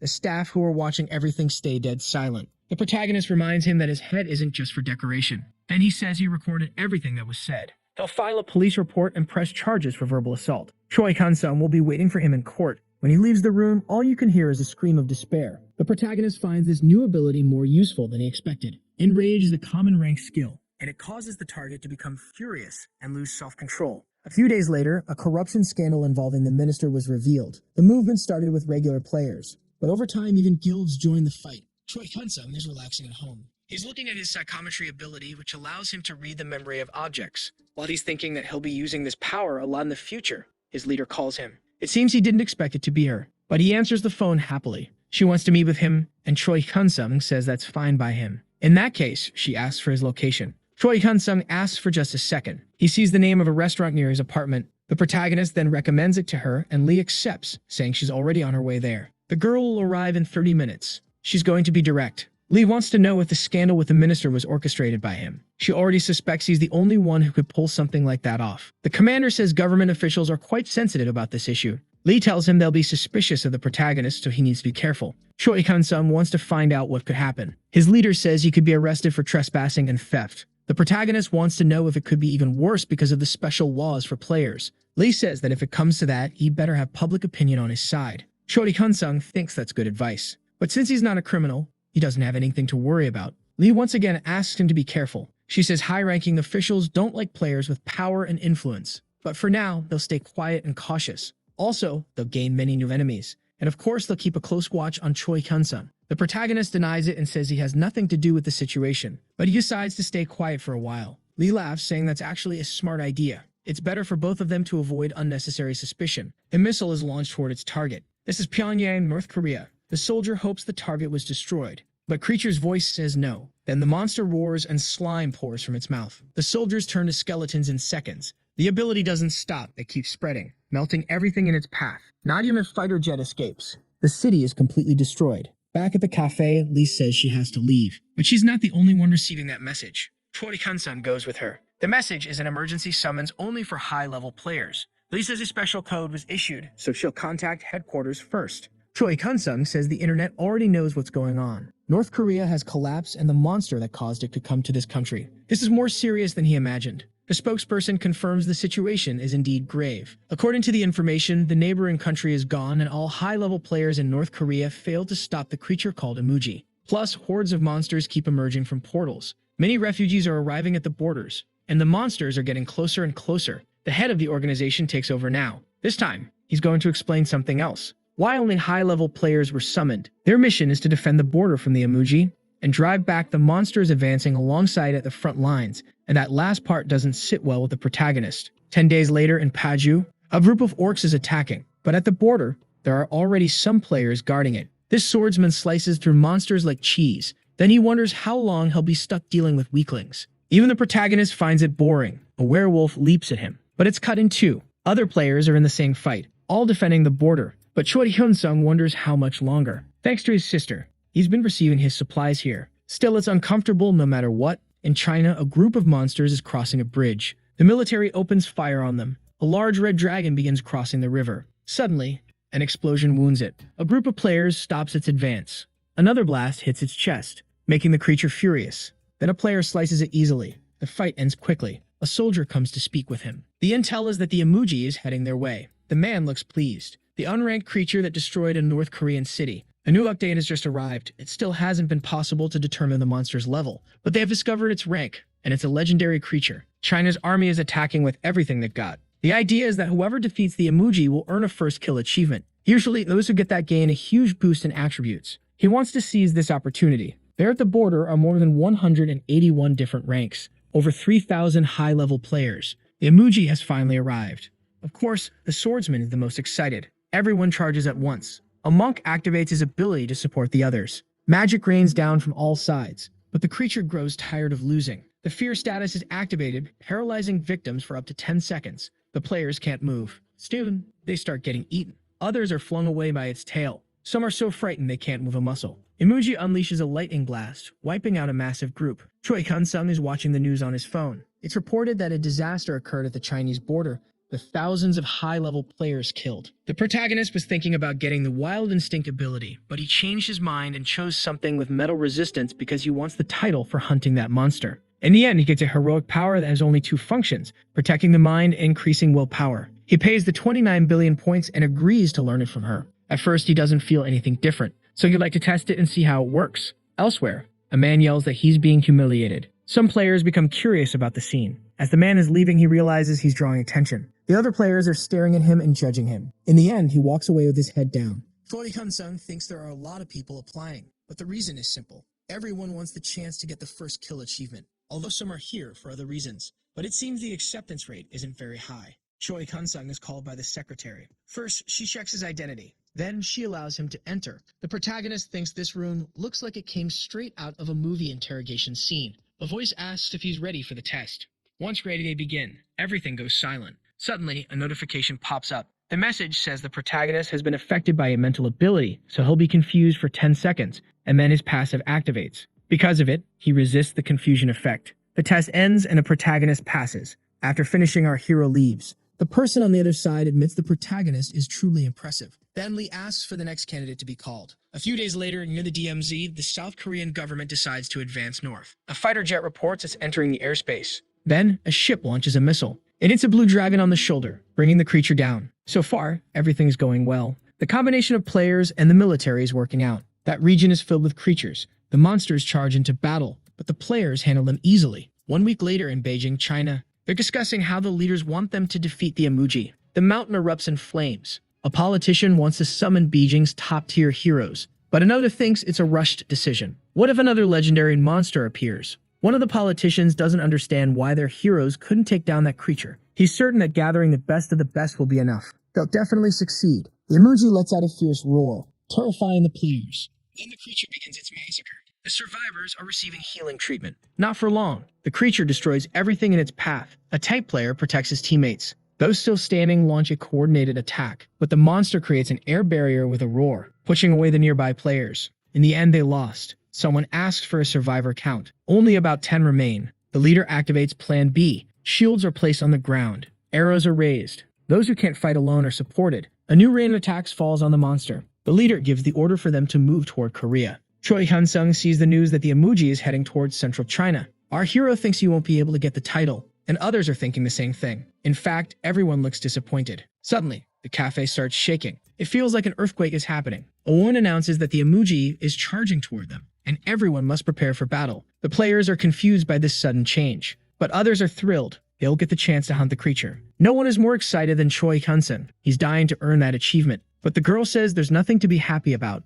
The Chinese lost the fight again. The survivors are the ones bringing the creature to Korea. That was their desperate plan. One of the players gets furious when he hears this, so even think it should be a crime. Tensions start to rise among the players. Lee intervenes and asks everyone to calm down. What matters most now is being ready for battle. Choi Hyun-sung is happy to see her. One of the Chinese players is running as fast as he can. The girl spots that they're close. At the last second, the monster grabs him, swallowing the player in a single bite. The creature is enormous, bigger than they thought. Everyone grows tense when they see the monster head-on. The emoji roars at all of them, unleashing its ability. But the protagonist's new powers allow him to withstand it perfectly. The battle begins and the tanks charge forward. Warriors strike all over its body with their magical weapons. Elemental spells of all kinds rain down on its scales. Some players warn everyone to be careful because a storm is swirling around the monster. A black lightning bolt hits the emoji. Choi Hyun-sung feels stronger than ever, all thanks to the buffs. The player responsible for them is focused on everyone in the group. A new team launches an attack, but these tanks and warriors aren't able to do much against the monster.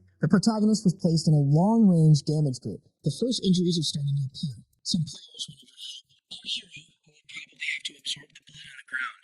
But something else is happening too. He sees his friend fighting. Lee is so fast, it's hard to follow her with the eyes. She's the first to draw blood from the emoji. Choi Hyun-sung even feels a bit jealous of her. His only way to improve is by acquiring new abilities. All he wants is to reach 1,000,000,000,000 points and then his goal will be achieved. 30 minutes later, the fierce battle continues. Choi Hyun-sung thinks it's not as hard as he expected. Then he notices something strange. The monster begins to drool. The mage notices and shouts for everyone to be careful of the new attack. The creature releases acid from its mouth. Those nearby manage to dodge, but now it's heading toward the mages. Together, they try to form a protective barrier. Only one layer ends up breaking. The order is to keep channeling the barrier. All the mages give it their all. The tanks rush in to help. Together, they attack the monster, forcing it to stop the acid attack. Then the magic rain resumes, causing a huge explosion. The protagonist believes the battle is about to end, but emoji is already losing its patience. The creature enters rage mode. It's a skill that lowers defense but boosts attack. The tanks go back into attack, but one of them is caught by some kind of effect. Player receives a new message. At the same time, everyone gets this update. A warning that the skill failed to activate. Another swordsman attacks as he passes by, but he notices something. Something's going wrong. A warning is issued to dodge. The monster crushes an entire group. Unfortunately, the mage group is being massacred. Some players realize that the monster is deliberately targeting them. Emoji keeps focusing its attacks on the group. Choi Hyun-sung runs to escape the danger. He looks for a safe place, then activates teleportation. But then comes the notification that our hero is under a new effect from Emu for 10 seconds, so his skills have been cancelled. The creature's roar is terrifying. It slams its tail down to hit Choi Hyun-sung. It was close. The creature is faster than he imagined. Another group of mages is paralyzed, and they're crushed by the monster. The protagonist opens a dimensional space. Emoji tries to crush him again. Our hero dodges just in time, but the monster doesn't give up. With his body, it smashes the protagonist's shield, throwing him straight into a mountain. Our hero wakes up. He's only slightly injured, but that was a close one. Choi Hyun-sung didn't expect the creature to have another mental ability besides fear. The battlefield is chaos, but only now does the protagonist realize he lost his blade. He needs to find it before anything else. A new update appears. The draconic blood blade has just evolved. Not even our hero believes it. He looks out over the battlefield. Choi Hyun-sung focuses his gaze until he spots his weapon stuck in the monster's tail, and he can't summon it back. The battle is going well, all things considered. You can already tell that victory is near. Another notification about the sword's evolution. Maybe it's because the blade is drinking the blood of a legendary monster. Two other players leap to strike the monster's face, and they do serious damage. With each new hit, more blood spills from it. New blades pierce its flesh. The creature is losing, but it won't give up that easily. Emoji starts spitting acid again. Some players are nearly hit. They waste no time and counterattack. Lee rushes in and tears off one of its horns. The attacks are relentless. Even the mages return to the fight. Explosions erupt all over its body again. Emoji changes its stance. Lee is the first to notice. She jumps as fast as she can, kicking the monster in the chin. For the first time, Emoji falls. The players waste no time and drive their blades into its body. One of the players starts to believe they've won. Then comes the message. Everyone receives the title for hunting a legendary monster together. The players celebrate across the battlefield. Emoji begins to vanish, turning into pure mana. But then they notice something. The mana is being drawn toward a specific point. That point is our hero's sword. The blade has just taken on a new form. The protagonist recovers his sword. He then receives a new update, a title for being the first person to own a legendary weapon in history. Choi Kun-sung wants to see how much it has changed. The new skill says he can unleash a draconic blood attack. For a legendary rank, it sounds very impressive. Choi Kun-sung also didn't know that unique rank achievements were classified separately. It means there are also players out there with unique items. In the end, the protagonist is satisfied. Another message appears. He receives a reward for helping defeat the monster, which varies for each player. Choi Kun-sung came in first, so all of his attributes increased by plus 10. Our hero has his sword to thank for that, but now he wonders how he's going to split the reward. The money is distributed based on each person's contribution to the battle, but the protagonist doesn't want to reveal his level to anyone. He makes his decision. Choi Kun-sung is happy with what he already has. The news of the emoji's defeat caused a stir. The whole world was watching Korea. Who participated, how the monster was defeated, and what the rewards were became topics of curiosity everywhere. But the government took measures to keep everything under wraps. Even so, item sale requests kept flooding in. Many players went to Korea after that. The drive to earn new achievements and become the strongest became a craze. A few days later, Choi Kun-sung is in his shop's storage room. The protagonist realizes that buying the auction items will be difficult. He received a reward for joining the expedition and an invitation to take part in the item auction. But the expectation is that prices will reach the billions in one. In the end, Choi Kun-sung decides not to participate. He already has what he needs. Then he gets a call from Lee Shui. The guy is surprised and asks if something happened. His companion asks if there always has to be a reason for her to call him. Choi Kun-sung gets a little embarrassed but says that she usually only contacts him when something's going on. Lee laughs and says it's true. She actually wants to ask something. She wants to know if he's interested in the legendary rank item. His answer is obviously yes. Who wouldn't be? Lee says she can go ahead and buy one for him at the emoji auction. Choi Kun-sung asks if she wants something in return. And of course she does. She makes that clear. And it's not hard to guess what she wants. The slavery contract, as Choi Kun-sung calls it. Lee explains that the government is going all in to acquire the emoji items and probably no player has more money than they do. But the protagonist finds that strange because only those who join the expedition can take part in the auction. That's why she's talking to our hero. Only the two of them who fought the monster are part of the association. Choi Kun-sung then asks why she doesn't just buy all the items. Lee replies that she would, but one of the abilities is more compatible with him than with her. Because of that, the protagonist wants to see the items first before continuing the conversation. She says that everyone will only get to see auction items one day in advance. It's definitely a very short time. Lee explains that the government is afraid that if they reveal what's up for sale too early, someone might try to steal it. The protagonist bets that's already happening, but he decides he'll only make a decision after seeing what's for sale. Lee promises he won't regret it. A few days later, Choi Kun-sung is holding the list in his hands. The name is Dark Dragon's Pierce. It has almost no side effects and is a skill that basically controls a black lightning bolt freely, with no cooldown. Our hero wonders if his heroic rank power can absorb a legendary level 1. He asks if she really doesn't want that ability. Lee says that almost all of her abilities use divine-type mana. His friend tells him that if he doesn't want the power, it will go to some random mage. The government already has someone in mind they want to give the book to.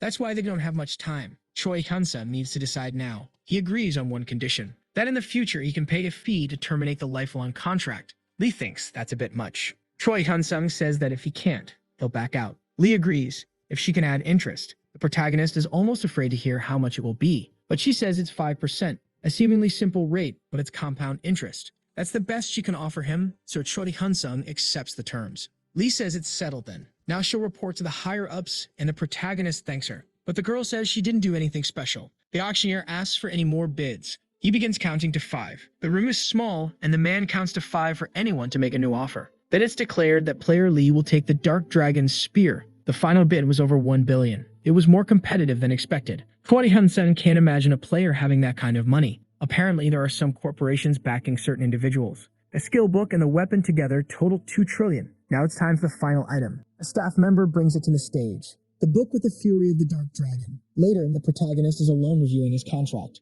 Maybe a bit of regret is setting in. The debt he has to pay reaches 1 trillion. With compound interest, he might actually stay tied to the association for life. Lee is facing another problem. The first conquest message didn't show up as she expected. She believes something is off. During the expedition, the title for being the first person with a historical rank didn't appear, and she came in second in contribution. Also, no one revealed who placed first. When she hunted the first heroic monster, it was different. They managed to record who ranked first. Lee received the achievement of being the first to gain something of that rank. Unfortunately, she just didn't receive the titles because she didn't have the right accessories, but she thought it would be the same this time, unless someone had already killed a legendary monster before. Lee can't understand what's going on. She wanted this so badly that she had those items sold at the end of the auction. Sadly, she feels like a fool. Lee thinks she should have been more honest with her friend. Choi Kun-sung suddenly appears and congratulates her. He says he's heading out. Lee seems thoughtful and asks if he learned the skill. Choi Kun-sung says yes, successfully. She then wishes him a safe trip home. Our hero's senses something is off. Suddenly, she apologizes. For the order of the auction items, she explains that the government wants to monopolize all the primary achievements through her, so Lee changed the item order. That's why his book was last. Everything lines up and Choi Kun-sung finds it plausible. She was the one who wanted that title. Besides, the government was backing everything. Choi Kun-sung says it's okay. He says all her reasons are understandable. Lee gets a little embarrassed. The protagonist decides to leave. In the end, she feels like he didn't want anything from her, so she promises herself that she'll never act that way again. Choi Kun-sung knows his friend is very honest. Lee could have stayed silent and nothing would have changed. But now he feels bad for being the one who ended up with all the achievements. The protagonist opens his space. Then he takes out the golden book. He's ready to learn from it, but he hopes his skills will evolve. In the end, one power doesn't absorb the other. It fuses with it. Later, he'll receive the title of the first to learn a legendary rank skill. Choi Kun-sung believes joining the expedition was the best decision. Just from the titles, he earned 450 points. Then a crazy new skill he's eager to test out. A black mass of energy covers the battlefield.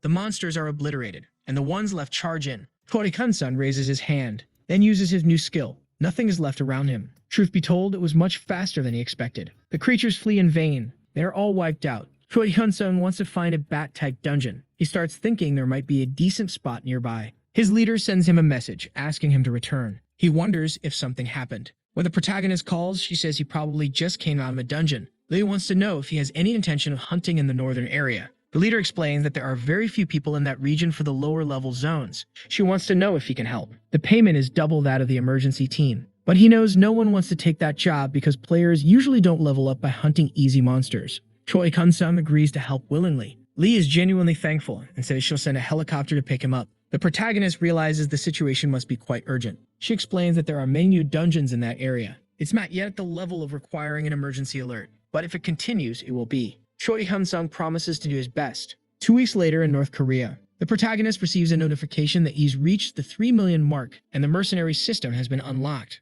Choi Kun-sung has no idea what the message is talking about. While he's reading it, he senses an incoming attack, so he uses the black lightning. In the end, only dust remains of the creatures. Apparently, nothing changed in his status. Choi Kun-sung opens a window where he can hire mercenaries. Their ranks start at heroic and go downward. These are the ones available to him at the moment. He picks one to check out, a tank full of cool abilities. But the guy costs 600 billion and is only available for 2 hours. Then he looks at the rare ranked ones. But those guys are pretty expensive too. Choi Kun-sung finds a woman a tank the cheapest at that level, but the description says she's a coward. Our hero doesn't know what to make of those comments. Maybe it's because she cancels a lot of contracts. He decides to hire her out of curiosity. The mercenary Lucia is contracted for 180 minutes. When she arrives, the first thing she does is thank him for choosing her. Then she asks where the enemy is. Choi Kun-sung says there aren't any at the moment. Lucia is curious why she was summoned, and he replies that he wants to ask some questions. The mercenary assumes it's his first time. Choi Kun-sung admits he just unlocked the option. Lucia promises to answer everything she can.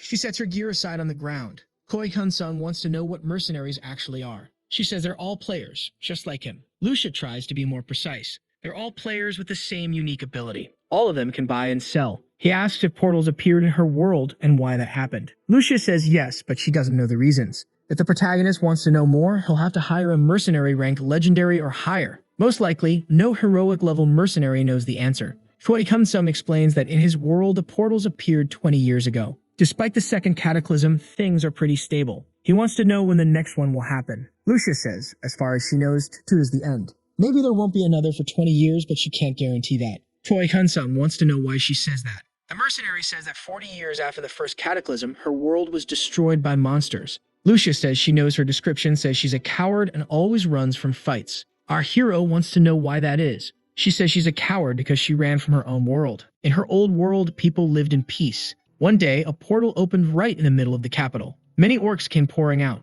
People could only grab their things and flee. Lucia, on the other hand, saw a white horse charging at the monsters. Even a giant demon, she faced it, but the creature was really strong. That was the moment she awakened. It was when she became a level 1 player. She says she first tried to max out her attributes using accumulated points in all of her skills, but she ended up regretting that. Later, she earned points by hunting and selling items and magic stones. She held on like that for 16 years, and because of that, she reached hope. But then the second cataclysm came. Lucia couldn't stop the legendary monsters that came one after another. She was fighting alone against something far stronger. A force field spread, making it impossible to use spatial mobility items or skills. With no choice, she used her last resort to escape. Lucia tries to escape from the monster. She grabs the dimensional teleportation item. The former paladin had a high chance of getting lost in another dimension, but it was unavoidable. With no choice, she activates the item. At first, she failed to reach a dimension. Lucia got lost in the void, in the space between dimensions, in a place where nothing exists.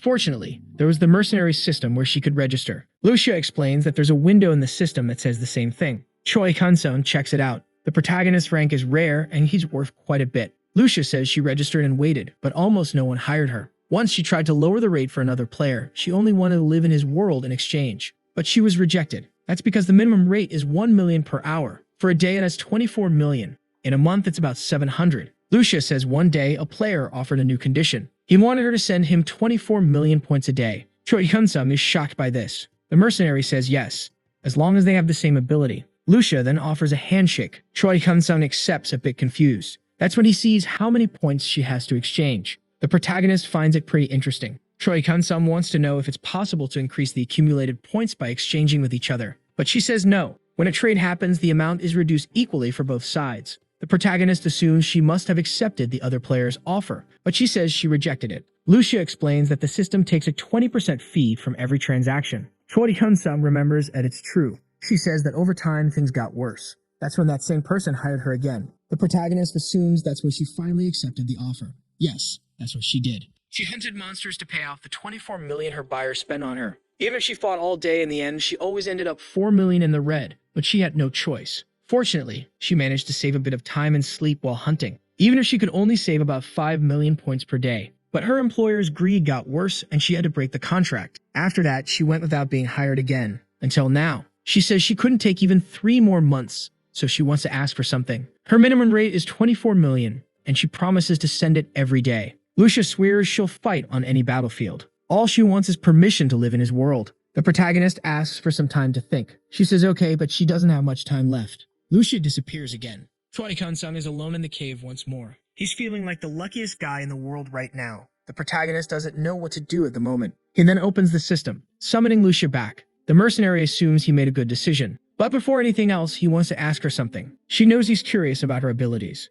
so she wants to show him her status window. Lucia says she'll display her level and stats. The protagonist is curious to see her capabilities. As he approaches, she activates her status window, and she's actually pretty strong. Her total stats are above 3 million, giving her approximately level 700. At the moment, Lucia is slightly stronger than him, but Choi Kun-sung knows that soon he'll surpass her. Surely she has many rare and heroic rank skills. There must be many powerful monsters out there for incredible people to be hiring mercenaries for help. Lucia wants to know if he's satisfied with what he saw. Choi Kun-sung says that for now, he wants to make a temporary contract. Basically, he'll summon her for dungeons. When the hunt ends, her contract ends. In other words, every time he goes hunting, she'll go with him. Lucia agrees. She says it's a good deal. Then she vanishes again. On another day, in another dungeon, Lucia uses an active skill, making the monsters target her. Then she casts a spell to defend herself. That's when a black explosion erupts. The protagonist thinks the situation is very convenient. Lucia was slicing through the creatures like they were nothing. She has a fighting style very different from his. Lucia activates the skill again. Choi Kun-sung thinks they have good synergy. Meanwhile, he keeps eliminating monsters in his own way. One of the beasts is cut clean in half. The battle is over for now. Choi Kun-sung says they've completed the mission for now. Lucia says she really enjoyed this hunting field. She explains that in other worlds there are many difficulties, like too many players in the same area. In addition, the hunting fields had noble owners. Adventurers had to pay high fees to enter. This even raises a doubt in her mind. She starts to wonder if the protagonist is a monarch in this world. Choi Kun-sung says it's just his job to clean up this region. Lucia is happy to be useful. Our hero says he'll call her again then. Once more, she vanishes before his eyes. 1 week later, Lucia says she's accumulating achievements at a very fast pace. She was earning 10 million points a day hunting. Now she's earning 3 times that, reaching 300 million per week. The protagonist is happy to see her like this. Lucia is very satisfied with her achievements. He, on the other hand, is starting to feel bad for earning hundreds of millions a day through electronic game. The mercenary comes over to him. Lucia would like to ask him a question. She noticed that he also knows how to fight in close combat. The mercenary wants to know if it plans to keep works on both fighting styles. The protagonist says yes, absolutely, which is good, but she says his goals she wants to learn off the basics. And of course, she needs to maintain her sword mastery and she knows how to fight with a blade. Joy-Con asks why she says that. Lucia says he's too stiff and he can't afford that kind of flaw. Because against humanoid monsters ranked heroic and above, his attacks won't work.